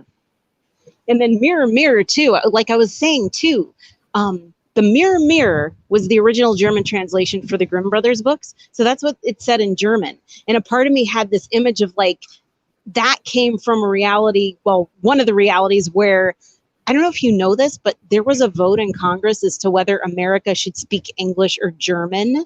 So did you know we were almost a German-speaking nation when we were founded? Did you Oh ever my hear? God, no. Right? So that's what it harkened back to. And then also, too, when you consider narrative and like Fraser Crane's Space Needle being visible outside his window, Magic Mirror technically makes a lot more sense because you're giving exposition. You're saying what kind of mirror it is. So really, from a writing standpoint, that makes more sense than Mirror Mirror because Mirror Mirror is just redundant. So I would say, even though I miss Mirror Mirror, it makes more sense in this reality to have it say Magic Mirror. I get it. I agree. Yeah, just my little But again, observation. I get like stuck on the second part because I know you have dual memory on that. The second part bugs me to no end because for me, 100% all the time, no variation, it was fairest of them all. And now it's Oh, right. Fairest of them one of all. all. Yeah. And Fairest now one it's of all one fair. of all. Yeah. Yeah. Yeah, it sounds a little clumsy, you know? So it's like the Yeah. logical Magic Mirror, but then the clumsy ending. It's like the vowels don't string together right. And as a writer, I'm like, no, every syllable and every vowel counts. It's got to sound good together. I'm one of those OCD people. But Yeah. on that note, my battery's like starting to fall apart. So I probably better bid you ladies good night, but it was a great time. And I really, really thank you for inviting me on. You're great hosts. And if I ever have a live stream, I will definitely want to invite both of you on. So Oh, thank you so much, Jen. And you have my absolutely. number. Keep in touch. Yeah, And I hope you can come back again too. That would be Yes. great. absolutely. It would be my pleasure. I loved it. It was just such a great Wonderful. experience. Yeah. And All right, All right. great. Like to have and you. please, Love when you to get a have you. chance, It's been great. upload that video so everybody can hear what it was saying. Yeah, and Oh, I'm gonna put yeah. that in my video too. So, and I'm Okay. Cool. apologize for that. And is it All right. and Well, cool. Oh, never mind. It's just a technical question. I'll ask Sandy when we get offline. But yeah, that's about it. It was great, and I hope you guys have a great weekend. All right, you too. you too, Jen. Thank you. Thank you. Bye. Bye. Bye. Curiouser, before we Uh-huh. go, Esther want to know if you could look up the reindeers' names. Okay. This isn't related to Donder, is it, I don't know. Esther? Dasher, Dancer, Prancer, Vixen, Comet, Cupid, Donner, and Blitzen, and Rudolph.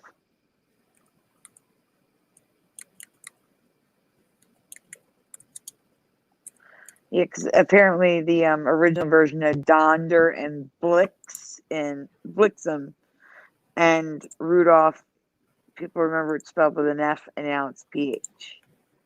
Those are the three I know. Donner is back. Donner never went away. Donner was here. But there is the original version has Donder in it. Unless you're saying the original version says Donner.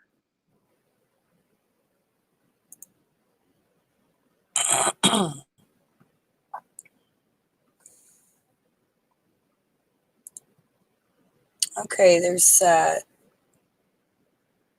I can't really see this. Hold on.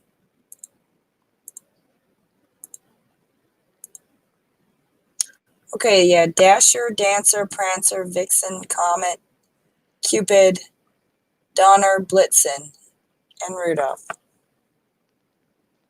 Esther, what are we looking for?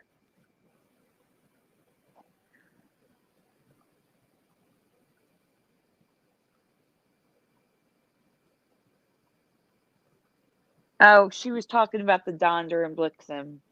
Yeah, that's just the German original. Oh, okay. Yeah, Yeah, that's confusing. I mean, it could still be an ME because I'd never heard of it until the Mandela Effect. Though I don't know who found it first. I have to say that Rudolph has flip-flop for me because it was Rudolph with an F for a while, and then it changed back to the PH. So like this, Rudolph. Yep. And then it PH. So it that has changed for me. Yep. And you'd see the A spelling. lot of like people that remember the F. Yeah. But again, the F probably it was a German spelling. Yeah, it could be, but I think that it But it seems could like have been all of F. a sudden everywhere. It was everywhere one year. So I believe it. I believe it. I'm getting tired. I We're gonna am have to too. call it a night, everyone. And thanks for Yeah. coming and sticking it out with us. I know we had a couple problems, and so sorry about that in this show. But Yeah. overall, it was a great show. And Yes. it was. Thanks for being here. Thank you again to Jensploration for being To our have guest. a guest. Yeah, thank you. And we'll see you next week with a Mandela Effect show. So I don't know when you're free next week. So Yeah, I'll let you know. I'll let everyone know. Yep, just look for the video, the promo. Not sure which But time, what time we'll be yet. seeing you guys next week. Next week, yeah, for sure. And good night, everyone. Good night, everyone.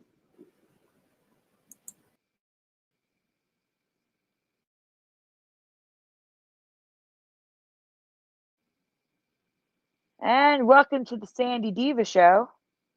I'll be your host for this evening until Curiouser gets back. I hope everyone's doing well. Good night, Loyalty Makes You Family. Good night, Dakes 1973D.